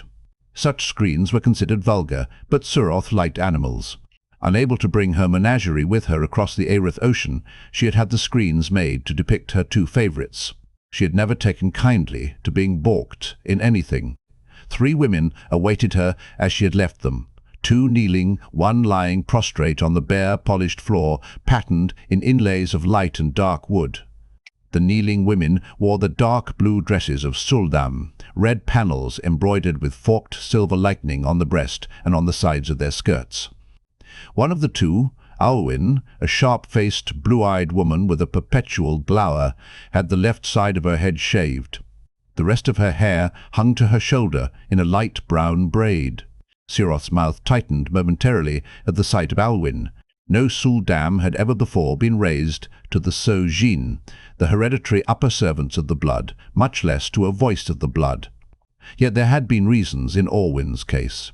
Orwyn knew too much. Still, it was to the woman lying face down, all in plain dark grey, that Suroth directed her attention.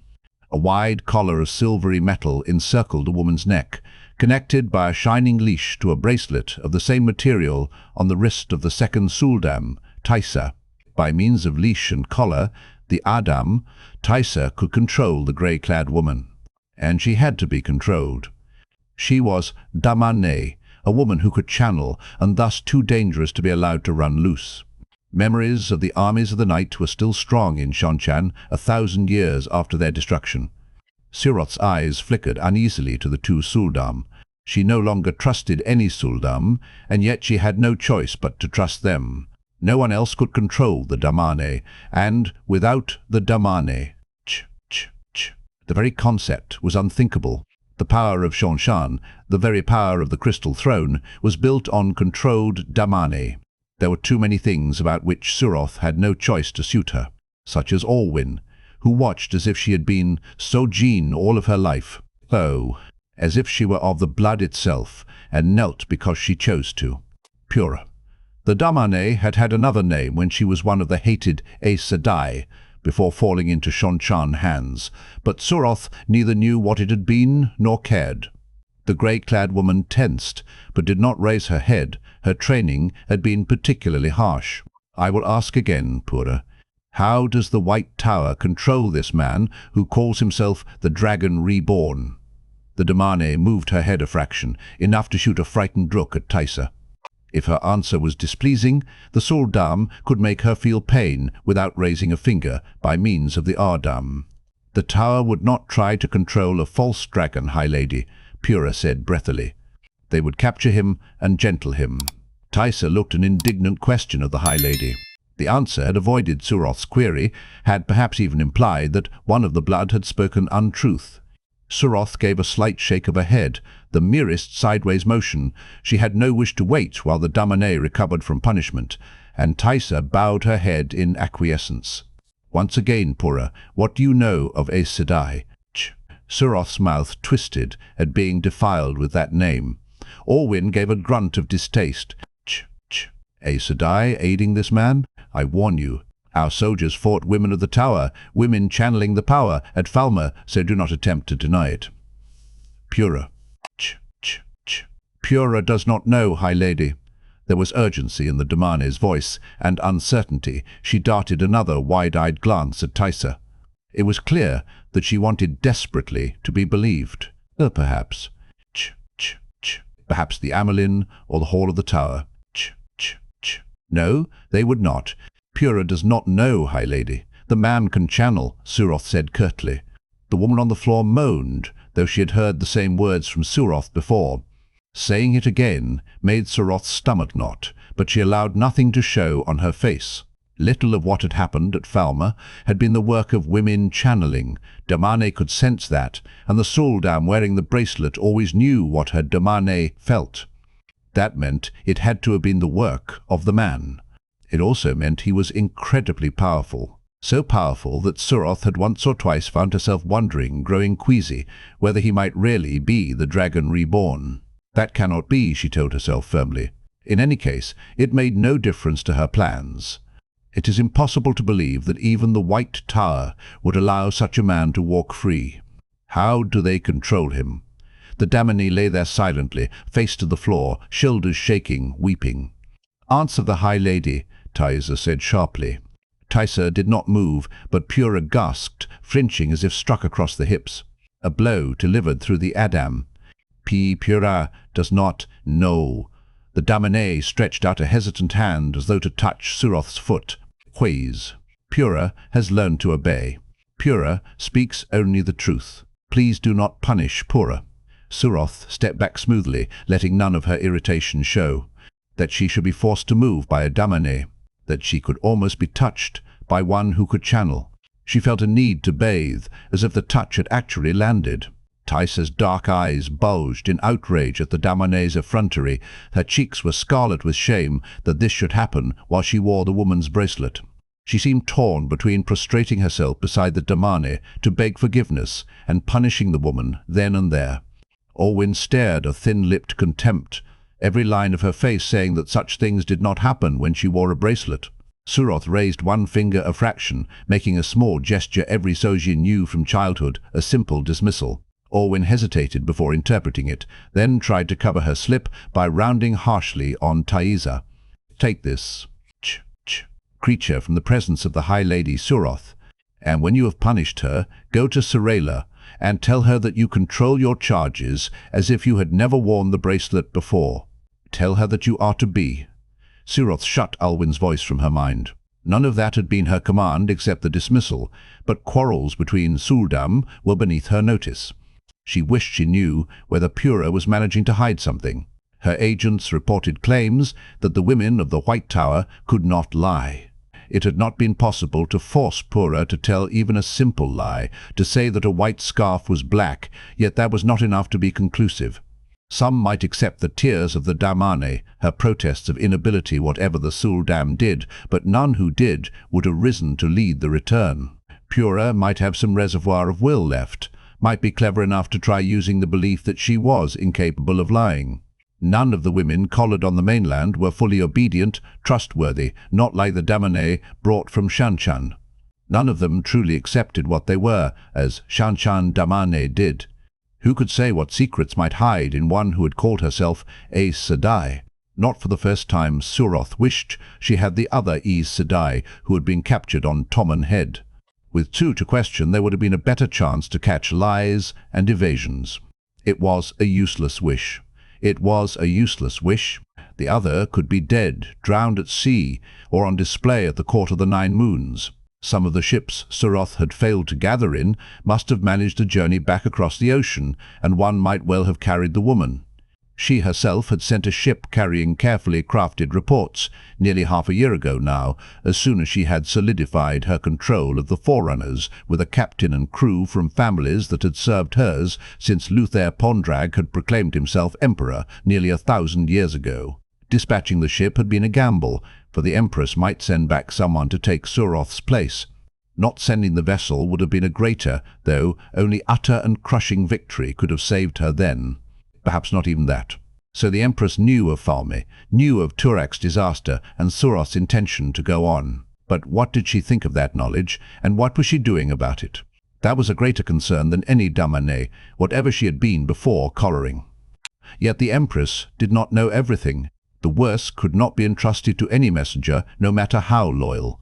It would only be passed from Suroth's lips directly to the ear of the Empress, and Suroth had taken pains to keep it so. Only 4 still lived who knew the secret, and 2 of those would never speak of it to anyone, not of their own volition. Only 3 deaths can hold it more tightly. Suroth did not realize she had murmured the last aloud until Orwyn said, "And yet the High Lady needs all 3 alive." The woman had a properly humble suppleness to her stance, even to the trick of downcast eyes that still managed to watch for any sign from Suroth. Her voice was humble too. Who can say, High Lady, what the Empress, may she live forever, might do if she learned of an attempt to keep such knowledge from her? Instead of answering, Suroth made the tiny dismissing gesture once more. Again, Orwyn hesitated. This time it had to be simple reluctance to leave. The woman rose above herself, before bowing deeply and backing out of Suroth's presence. With an effort, Suroth found calmness. The Suldam and the other 2 were a problem she could not solve now, but patience was a necessity for the blood. Those who lacked it were likely to end in the Tower of Ravens. On the terrace, kneeling servants leaned forward, a hair in readiness as she appeared again. The soldiers maintained their watch to see she was undisturbed. Suroth took up her place before the balustrade, this time staring out to sea, toward the mainland hundreds of miles to the east. To be the one who successfully led the Forerunners who began the return would bring much honor, perhaps even adoption into the family of the Empress, though that was an honor not without complications. To also be the one who captured this dragon, whether false or real, along with the means of controlling his incredible power. But if, when I take him, do I give him to the Empress? That is the question. Her long nails began to click again on the wide stone rail. Chapter 2. Whirlpools in the Pattern. Inland, the hot night wind blew north across the vast delta called the Fingers of the Dragon, a winding maze of waterways broad and narrow, some choked with knife grass. Vast plains of reeds separated clusters of low islands, forested with spider-rooted trees, seen nowhere else. Eventually, the delta gave way to its source, the river Erenin, the river's great width spotted with the lights of small boats lantern fishing. Boats and lights bobbed wildly, sudden and unexpected, and some older men muttered of evil things passing in the night. Young men laughed, but they hauled the nets more vigorously too, eager to be home and out of the dark. The story said evil could not cross your threshold unless you invited it in. That was what the story said, but out in the darkness. Ch, ch, ch. The last tang of salt had vanished by the time the wind reached the great city of Tyr, hard by the river, where tile-roofed inns and shops shouldered against tall, towered palaces gleaming in the moonlight. Yet no place was half so tall as the massive bulk, almost a mountain, that stretched from city's heart to water's edge. The Stone of Tyr, fortress of legend, the oldest stronghold of mankind, erected in the last days of the breaking of the world. While nations and empires rose and fell, were replaced and fell anew, the stone stood. It was the rock on which armies had broken spears and swords and hearts for 3,000 years. And in all that time it had never fallen to invading arms. Until now. The streets of the city, the taverns and inns, were all but empty in the muggy darkness, people keeping cautiously within their own walls. Who held the stone was Lord of Tyr, city and nation. That was the way it had always been, and the people of Tyr accepted it always. By daylight they would cheer their new lord with enthusiasm, as they had cheered the old. By night they huddled together, shivering despite the heat when the wind howled across their rooftops like 1,000 keening mourners. Strange new hopes danced in their heads, hopes none in Tyr had dared for 100 generations, hopes mixed with fears as old as the breaking. The wind lashed the long white banner, catching the moon above the stone, as if trying to rip it away. Along its length marched a sinuous figure like a legged serpent, golden-maned like a lion, scaled in scarlet and gold, seeming to ride the wind. Banner of prophecy, hoped for and dreaded. Banner of the dragon. The dragon, reborn, harbinger of the world's salvation, and herald of a new breaking to come. As if outraged at such defiance, the wind dashed itself against the hard walls of the stone. The dragon banner floated, unheeding in the night, awaiting greater storms. In a room more than halfway up the stone's southern face, Perrin sat on the chest at the foot of his canopied bed and watched the dark-haired young woman pacing up and down. There was a trace of wariness in his golden eyes. Usually Fael bantered with him, maybe poked a little gentle fun at his deliberate ways. Tonight she had not said 10 words since coming through the door. He could smell the rose petals that had been folded into her clothes after cleaning, and the scent that was just her. And in the hint of clean perspiration he smelled nervousness. Fael almost never showed nerves. Wondering why she did, now set an itch between his shoulders that had nothing to do with the night's heat. Her narrow, divided skirts made a soft whisk, whisk, whisk with her strides. He scratched his 2-week growth of beard irritably. It was even curlier than the hair on his head. It was also hot. For the 100th time he thought of shaving. "It suits you," Fael said suddenly, stopping in her tracks. Uncomfortably he shrugged, shoulders heavy from long hours working at a forge. She did that sometimes, seemed to know what he was thinking. "It itches," he muttered, and wished he had spoken more forcefully. It was his beard. He could shave it off any time he wanted. She studied him, her head tilted to one side. Her bold nose and high cheekbones made it seem a fierce study, a contrast to the soft voice in which she said, "It looks right on you." Perrin sighed and shrugged again. She had not asked him to keep the beard, and she would not. Yet he knew he was going to put off shaving again. He wondered how his friend Matt would handle this situation. Probably with a pinch and a kiss and some remark that made her laugh, until he brought her around to his way of thinking. But Perrin knew he did not have Matt's way with the girls. Matt would never find himself sweating behind a beard just because a woman thought he should have hair on his face. Unless, maybe, the woman was Fael. Perrin suspected that her father must deeply regret her leaving home, and not just because she was his daughter. He was the biggest fur trader in Saldea, so she claimed, and Perrin could see her getting the price she wanted every time. "Something is troubling you, Fael, and it isn't my beard. What is it?" Her expression became guarded. She looked everywhere but at him, making a contemptuous survey of the room's furnishings. Carvings of leopards and lions, stooping hawks and hunting scenes decorated everything from the tall wardrobe and bedposts as thick as his leg to the padded bench in front of the cold marble fireplace. Some of the animals had garnet eyes. He had tried to convince the Mahere that he wanted a simple room, but she did not seem to understand. Not that she was stupid or slow. The Majheri commanded an army of servants greater in numbers than the defenders of the stone. Whoever commanded the stone, whoever held its walls, She saw to the day-to-day matters that let everything function. But she looked at the world through Tyren eyes. Despite his clothes, he must be more than the young countryman he seemed, because commoners were never housed in the stone, save for defenders and servants, of course. Beyond that, he was one of Rand's party, a friend or a follower, or in any case, close to the dragon reborn in some way. To the Majhere. That set him on a level with the lord of the land at the very least, if not a high lord. She had been scandalized enough at putting him in here without even a sitting room. He thought she might have fainted if he had insisted on an even plainer chamber. If there were such things short of the servants' quarters or the defenders. At least nothing here was gilded, except the candlesticks. Fail's opinions, though, were not his. You should have better than this. You deserve it. You can wager your last copper that Matt has better. Matt likes gaudy things, he said simply. You do not stand up for yourself. He did not comment. It was not his rooms that made her smell of unease any more than his beard. After a moment she said, "The Lord Dragon seems to have lost interest in you. All his time is taken by the High Lords now." The itch between his shoulders worsened. He knew what was troubling her now. He tried to make his voice light. "The Lord Dragon? You sound like a Tyren. His name is Rand. He's your friend, Perrin Ibarra, not mine. If a man like that has friends."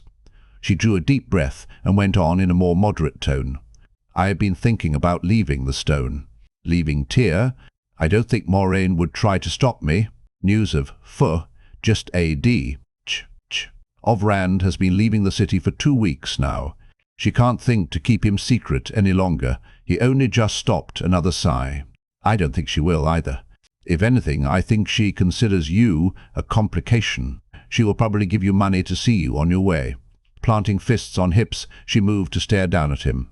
"Is that all you have to say? What do you want me to say? That I want you to stay?" The anger in his own voice startled him. He was angry with himself, not her. Angry because he had not seen this coming. Angry because he could not see how to deal with it. He liked being able to think things through. It was easy to hurt people without meaning to when you were hasty. He'd done that now. Her dark eyes were large with shock. He tried to smooth his words. "I do want you to stay, Fail, but maybe you should leave.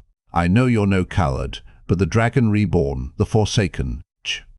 Not that anywhere was really safe, not for long, not now, yet there were safer places than the stone. For a while, anyway. Not that he was stupid enough to put it to her that way, but she did not appear to care how he put it. Stay. The light illumine me. Anything is better than sitting here like a boulder, but She knelt gracefully in front of him, resting her hands on his knees. Perrin, I do not like wondering when one of the Forsaken is going to walk around the corner in front of me, and I do not like wondering when the dragon reborn is going to kill us all. He did it back in the breaking, after all. Killed everyone close to him. Rand isn't Luz Therin Kinslayer, Perrin protested. I mean, he is the dragon reborn, but he isn't. He wouldn't. He trailed off, not knowing how to finish. Rand was Luz. Therin Telamon reborn. That was what being the dragon reborn meant. But did it mean Rand was doomed to lose Therin's fate? Not just going mad. Any man who channeled had that fate in front of him, and then a rotting death. But killing everyone who cared for him. I had been talking to Bane and Chiad, Perrin. That was no surprise. She spent considerable time with the aiel women. The friendship made some trouble for her, but she seemed to like the aiel women as much as she despised the stone's Tyren noblewomen. But he saw no connection to what they were talking about, and he said so. They say Moiraine sometimes asks where you are. Poor Matt. Don't you see? She would not have to do that if she could watch you with the power. Watch me with the power, he said faintly. He had never even considered that. She cannot. Come with me, Perrin. We could be 20 miles across the river before she misses us. I can't, he said miserably. He tried diverting her with a kiss, but she leaped to her feet and backed away so fast he nearly fell on his face. There was no point going after her. She had her arms crossed beneath her breasts like a barrier. Don't tell me you are that afraid of her. I know she is Aes Sedai, and she has all of you dancing when she twitches the strings. Perhaps she has the horn D, Crander, So tied he cannot get loose, and the light knows Egwene and Elaine and even Nynaeve don't want to, but you can break her cords if you try. It has nothing to do with Moiraine. It's what I have to do. She cut him short. Don't you dare hand me any of that hairy-chested drivel about a man having to do his duty. I know duty as well as you, and you have no duty here. You may be ta'veren, even if I don't see it, but he is the dragon reborn, not you. Will you listen? He shouted, glaring, and she jumped. He had never shouted at her before, not like that. She raised her chin and shifted her shoulders, but she did not say anything. He went on. I think I am part of Rand's destiny somehow. Matt, too. I think he can't do what he has to, unless we do our part as well. That is the duty. How can I walk away if it might mean Rand will fail? Might? There was a hint of demand in her voice, but only a hint. He wondered if he could make himself shout at her more often. Did Moiraine tell you this, Perrin? You should know by now to listen closely to what an Aes Sedai says. I worked it out for myself. I think Tarvin are pulled toward each other. Or maybe Rand pulls us, Matt and me both. He's supposed to be the strongest Tarvin since Artur Hawkwing, maybe since the breaking. Matt won't even admit he's ta'veren, but however he tries to get away, he always ends up drawn back to Rand. Loyal says he has never heard of 3 ta'veren, all the same age and all from the same place. Fairley sniffed loudly. Loyal does not know everything. He isn't very old for an Ogier. He's past 90, Perrin said defensively, and she gave him a tight smile. For an Ogier, 90 years was not much older than Perrin, or maybe younger. He did not know much about Ogier. In any case, Loyal had read more books than Perrin had ever seen or even heard of. Sometimes he thought Loyal had read every book ever printed. And he knows more than you or I do. He believes maybe I have the right of it. And so does Moiraine. No, I haven't asked her, but why else does she keep a watch on me? Did you think she wanted me to make her a kitchen knife? She was silent for a moment, and when she spoke, it was in sympathetic tones. Poor Perrin. I left Saldir to find adventure, and now that I'm in the heart of one, the greatest since the breaking, all I want is to go somewhere else. You just want to be a blacksmith, and you're going to end up in the stories whether you want it or not. He looked away, though the scent of her still filled his head. He did not think he was likely to have any stories told about him, not unless his secret spread a long way beyond the few who knew already. Fael thought she knew everything about him, but she was wrong. An axe and a hammer leaned against the wall opposite him, each plain and functional, with a haft as long as his forearm. The axe was a wicked half-moon blade balanced by a thick spike, meant for violence. With the hammer he could make things, had made things, at a forge. The hammerhead weighed more than twice as much as the axe blade, but it was the axe that felt heavier by far every time he picked it up.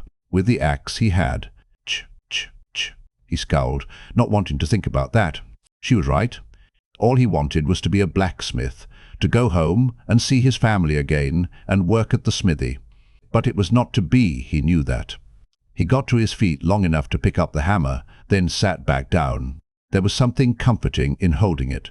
Master Luhan always says you can't walk away from what has to be done. He hurried on, realizing that was a little too close to what she had called hairy-chested drivel. He's the blacksmith back home, the man I was apprenticed to. I've told you about him. To his surprise, she did not take the opportunity to point out his near echo. In fact, she said nothing, only looked at him, waiting for something. After a moment he came to him. Are you leaving them? He asked. She stood up, brushing her skirt. For a long moment she kept silent, as if deciding on her answer. I do not know, she said finally. This is a fine mess you've put me in. Me? What did I do? Well, if you don't know, I am certainly not going to tell you. Scratching his beard again, he stared at the hammer in his other hand. Matt would probably know exactly what she meant, or even old Tom Merrilin. The white-haired gleeman claimed no one understood women, but when he came out of his tiny room in the belly of the stone, he soon had 6 girls young enough to be his granddaughters, sighing and listening to him play the harp and tell of grand adventure and romance. Fael was the only woman Perrin wanted, but sometimes he felt like a fish trying to understand a bird. He knew she wanted him to ask. He knew that much. She might or might not tell him, but he was supposed to ask. Stubbornly, he kept his mouth shut. This time, he meant to wait her out. Outside in the darkness, a cock crowed. Fael shivered and hugged herself. My nurse used to say that meant a death coming. Not that I believe it, of course. He opened his mouth to agree it was foolishness, though he shivered too, but his head whipped around at a grating sound and a thump. The axe had toppled to the floor. He only had time to frown, wondering what could have made it fall, when it shifted again, untouched, then leaped straight for him. He swung the hammer without thought. Metal ringing on metal drowned Fael's scream. The axe flew across the room, bounced off the far wall, and darted back at him, blade first. He thought every hair on his body was trying to stand on end. As the axe sped by her, Fael lunged forward and grabbed the haft with both hands. It twisted in her grip, slashing toward her wide-eyed face. Barely in time, Perrin leaped up, dropping the hammer to seize the axe, just keeping the half-moon blade from her flesh. He thought he would die if his axe harmed her. He jerked it away from her so hard that the heavy spike nearly stabbed him in the chest. It would have been a fair trade to stop the axe from hurting her, but with a sinking feeling he began to think it might not be possible. The weapon thrashed like a thing alive, a thing with a malevolent will. It wanted Perrin, he knew that, as if it had shouted at him, but it fought with cunning. When he pulled the axe away from Fael, it used his own movement to hack at him. When he forced it from himself, it tried to reach her, as if it knew that would make him stop pushing. No matter how hard he held the haft, it spun in his hands, threatening with spike or curved blade. Already his hands ached from the effort, and his thick arms strained, muscles tight. Sweat rolled down his face. He was not sure how much longer it would be before the axe fought free of his grip. This was all madness, pure madness, with no time to think. "Get out," he muttered through gritted teeth. "Get out of the room, Fael." Her face was bloodless pale, but she shook her head and wrestled with the axe. No. I will not leave you. It will kill both of us." She shook her head again. Growling in his throat, he let go of the axe with one hand. His arm quivered with holding the thing one-handed. The twisting haft burned his palm and thrust Fael away. She yelped as he wrestled her to the door. Ignoring her shouts and her fists pounding at him, he held her against the wall with a shoulder until he could pull the door open and shove her into the hallway. Slamming the door behind her, he put his back against it, sliding the latch home with his hip as he seized the axe with both hands again. The heavy blade, gleaming and sharp, trembled within inches of his face. Laboriously, he pushed it out to arm's length. Fael's muted shouts penetrated the thick door, and he could feel her beating on it, but he was barely conscious of her. His yellow eyes seemed to shine, as if they reflected every scrap of light in the room. "Just you and me now," he snarled at the axe. "Blood and ashes, how I hate you." Inside, a part of him came close to hysterical laughter. Rand is the one who's supposed to go mad, and here I am, talking to an axe. Rand, John him. Teeth bared with effort, he forced the axe back a full step from the door. The weapon vibrated. Fighting to reach flesh, he could almost taste its thirst for his blood. With a roar, he suddenly pulled the curved blade toward him, threw himself back. Had the axe truly been alive, he was sure he would have heard a cry of triumph as it flashed toward his head. At the last instant he twisted, driving the axe past himself. With a heavy thunk, the blade buried itself in the door. He felt the life. He could not think what else to call it. Go out of the imprisoned weapon. Slowly, he took his hands away. The axe stayed where it was, only steel and wood again. The door seemed a good place to leave it for now, though. He wiped sweat from his face with a shaking hand. Madness. Madness walks wherever Rand is. Abruptly, he realized he could no longer hear Fael's shouts or her pounding. Throwing back the latch, he hastily pulled the door open. A gleaming arc of steel stuck through the thick wood on the outside, shining in the light of wide-spaced lamps along the tapestry-hung hallway.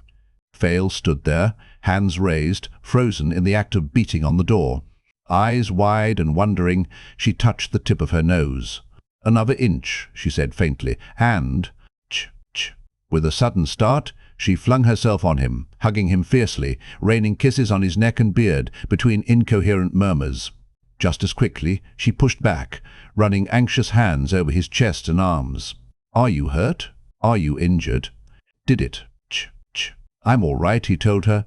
"But are you? I did not mean to frighten you." She peered up at him. "What, truly? You are not hurt in any way?" "Completely unhurt." "Aye." Her full-armed slap made his head ring like hammer on anvil. "You great hairy lummox. I thought you were dead. I was afraid it had killed you. I thought—" She cut off as he caught her second slap in mid-swing. "Please don't do that again," he said quietly. The smarting imprint of her hand burned on his cheek, and he thought his jaw would ache the rest of the night. He gripped her wrist as gently as he would have a bird, but though she struggled to pull free, his hand did not budge an inch. Compared to swinging a hammer all day at the forge, holding her was no effort at all, even after his fight against the axe. Abruptly she seemed to decide to ignore his grip, and stared him in the eye. Neither dark nor golden eyes blinked. "I could have helped you." "You had no right." "I had every right," he said firmly. "You could not have helped. If you had stayed, we'd both be dead. I couldn't have fought, not the way I had to, and kept you safe too." She opened her mouth, but he raised his voice and went on. "I know you hate the word. I'll try my best not to treat you like porcelain, but if you ask me to watch you die, I will tie you like a lamb for market and send you off to Mistress Luhan." She won't stand for any such nonsense. Tonguing a tooth and wondering if it was loose, he almost wished he could see Fail trying to ride roughshod over Osbert Luhan. The blacksmith's wife kept her husband in line with scarcely more effort than she needed for her house. Even Nynaeve had been careful of her sharp tongue around Mistress Luhan. The tooth still held tight, he decided. Fail laughed suddenly, a low, throaty laugh. "You would too, wouldn't you? Don't think you would not dance with the Dark One if you tried, though." Perrin was so startled he let go of her. He could not see any real difference between what he had just said and what he had said before, but the one had made her blaze up, while this she took. Ch, fondly. Not that he was certain the threat to kill him was entirely a joke. Fail carried knives hidden about her person, and she knew how to use them. She rubbed her wrist ostentatiously and muttered something under her breath. He caught the words, "hairy ox," and promised himself he would shave every last whisker of that fool beard. He would. Aloud she said, "The axe." That was him, wasn't it? The dragon reborn, trying to kill us. It must have been Rand. He emphasized the name. He did not like thinking of Rand the other way. He preferred remembering the Rand he had grown up with in Eamon's Field. Not trying to kill us, though. Not him. She gave him a wry smile, more a grimace. If he was not trying, I hope he never does. I don't know what he was doing, but I mean to tell him to stop it, and right now. "I don't know why I care for a man who worries so about his own safety," she murmured. He frowned at her quizzically, wondering what she meant, but she only tucked her arm through his. He was still wondering as they started off through the stone.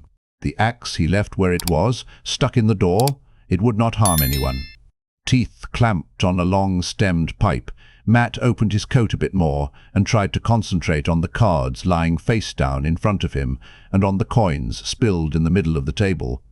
He had had the bright red coat made to an Andorran pattern of the best wool, with golden embroidery scrolling around the cuffs and long collar, but day by day he was reminded how much farther south Tyr lay than Andor.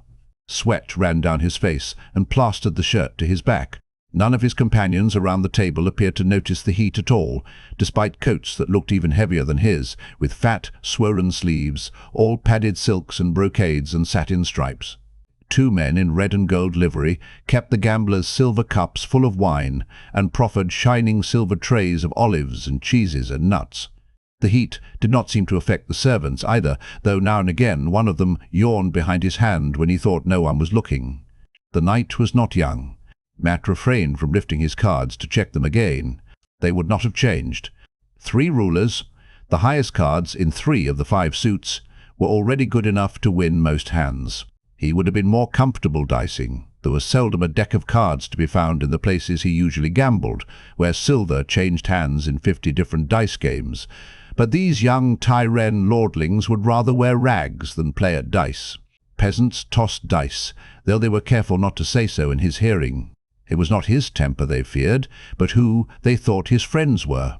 This game called Chop was what they played, hour after hour, night after night, using cards hand-painted and lacquered by a man in the city who had been made well-to-do by these fellows and others like them. Only women or horses could draw them away, but neither for long. Still, he had picked up the game quickly enough, and if his luck was not as good as it was with dice, it would do. A fat purse lay beside his cards, and another even fatter rested in his pocket. A fortune, he would have thought once, back in Field, enough to live the rest of his life in luxury. His ideas of luxury had changed since leaving the Two Rivers. The young lords kept their coin in careless, shining piles, but some old habits he had no intention of changing. In the taverns and inns, it was sometimes necessary to depart quickly, especially if his luck was really with him. When he had enough to keep himself as he wanted, he would leave the stone just as quickly. Before Moiraine knew what he was thinking, he would have been days gone by now if he had had his way. It was just that there was gold to be had here. One night at this table could earn him more than a week of dicing in taverns, if only his luck would catch. He put on a small frown and puffed worriedly at his pipe, to look unsure whether his cards were good enough to go on with. Two of the young lords had pipes in their teeth too, but silver-worked with amber bits. In the hot, still air, their perfumed tabac smelled like a fire in a lady's dressing chamber. Not that Matt had ever been in a lady's dressing chamber. An illness that nearly killed him had left his memory as full of holes as the best lace, yet he was sure he would have remembered that. Not even the Dark One would be mean enough to make me forget that. "Seafolk ship docked today," Ryman muttered around his pipe. The broad-shouldered young lord's beard was oiled and trimmed to a neat point. That was the latest fashion among the younger lords, and Raymond chased the latest fashion as assiduously as he chased women, which was only a little less diligently than he gambled. He tossed a silver crown onto the pile in the middle of the table for another card. A raker. Fastest ships there are, rakers, so they say. Outrun the wind, they say. I would like to see that. Burn my soul, but I would. He did not bother to look at the card he was dealt. He never did until he had a full 5. The plump, pink-cheeked man between Raymond and Matt gave an amused chuckle. "You want to see the ship, Ryman? You mean the girls, do you not? The women, exotic seafolk beauties, with their rings and baubles and swaying walks, eh?" He put in a crown and took his card, grimacing when he peeked at it. That meant nothing, going by his face. Eodorian's cards were always low and mismatched. He won more than he lost, though. Well, perhaps my luck would be better with the seafolk girls. The dealer, tall and slender on Matt's other side, with a pointed beard even more darkly luxuriant than Raymond, laid a finger alongside his nose. "You'll think to be lucky with those, Eodorian. The way they keep to themselves, you'll be lucky to catch a whiff of their perfume." He made a wafting gesture, inhaling deeply with a sigh, and the other lordlings laughed, even Eodorion. A plain-faced youth named Estian laughed loudest of all, scrubbing a hand through lank hair that kept falling over his forehead.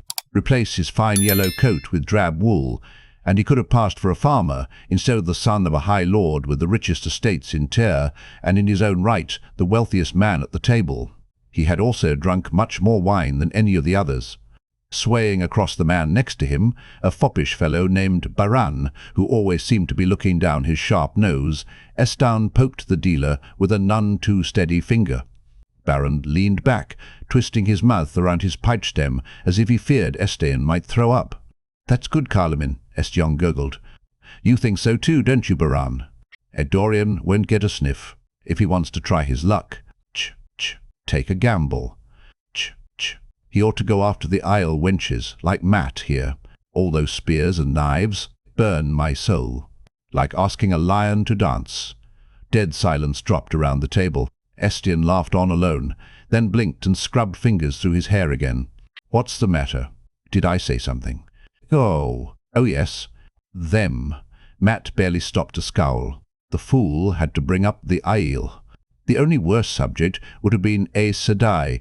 They would almost rather have aiel walking the corridors, staring down any Tyrene who got in their way, than even one Aes Sedai, and these men thought they had 4 at least. He fingered an Andorran silver crown from his purse on the table and pushed it into the pot. Carloman dealt out the card slowly. Matt lifted it carefully with a thumbnail and did not let himself so much as blink. the ruler of cups, a high lord of Tyr. The rulers in a deck varied according to the land where the cards were made, with the nation's own ruler always as ruler of cups, the highest suit. These cards were old. He had already seen new decks with Rand's face or something like it on the ruler of cups, complete with the dragon banner. Rand, the ruler of Tyr, that still seemed ludicrous enough to make him want to pinch himself. Rand was a shepherd, a good fellow to have fun with when he was not going all over serious and responsible. Rand the dragon reborn now, that told him he was a stone fool to be sitting there, where Moiraine could put her hand on him whenever she wanted, waiting to see what Rand would do next. Maybe Tom Merrilin would go with him. Or Perrin. Only Tom seemed to be settling into the stone, as if he never meant to leave, and Perrin was not going anywhere unless Fail crooked a finger. Well, Mat was ready to travel alone, if need be. Yet there was silver in the middle of the table, and gold in front of the lordlings, and if he was dealt the fifth ruler, there was no hand in chop could beat him. Not that he really needed it. Suddenly he could feel luck tickling his mind.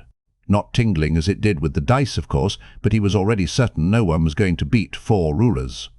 The Tyrens had been betting wildly all night, the price of 10 farms crossing the table on the quickest hands. But Carloman was staring at the deck of cards in his hand, instead of buying his 4th, and Baron was puffing his pipe furiously and stacking the coins in front of him as if ready to stuff them into his pockets. Ryman wore a scowl behind his beard, and Adorian was frowning at his nails. Only Estienne appeared unaffected. He grinned uncertainly around the table, perhaps already forgetting what he had said. They usually managed to put some sort of good face on the situation if the aiel came up, but the hour was late and the wine had flowed freely. Mat scoured his mind for a way to keep them and their gold from walking away from his cards. One glance at their faces was enough to tell him that simply changing the subject would not be enough. But there was another way. If he made them laugh at the aiel, it worth making them laugh at me too? Chewing his pipe stem, he tried to think of something else. Baron picked up a stack of gold in each hand and moved to stick them in his pockets. I might just try these seafolk women, Mat said quickly, taking his pipe to gesture with. Odd things happen when you chase aiel girls. Very odd. Like the game they call Maiden's Kiss. He had their attention, but Baron had not put down the coins, and Carloman still showed no sign of buying a card. Estienne gave a drunken guffaw. Kiss you with steel in your ribs, I suppose. Maidens of the spear, you see. Steel. Spear in your ribs. Burn my soul. No one else laughed, but they were listening. Not quite, Mat managed to grin. Burn me, I've told this much. I might as well tell the rest. Rewatch said if I wanted to get along with the maidens, I should ask them how to play Maiden's Kiss. He said that was the best way to get to know them. It still sounded like one of the kissing games back home, like Kiss the Daisies.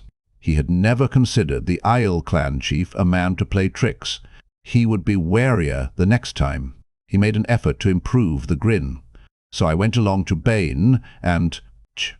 Raimond frowned impatiently. None of them knew any aiel's name but Rewatch, and none of them wanted to. Mat dropped the names and hurried on. Went along dumb as a bull-goose fool and asked them to show me. He should have suspected something from the wide smiles that had droomed on their faces, like cats who had been asked to dance by a mouse. Before I knew what was happening, I had a fistful of spears around my neck like a collar. I could have shaved myself with one sneeze. The others around the table exploded in laughter, from Raymond's wheezing to Estienne's wine-soaked bray. Mat left them to it.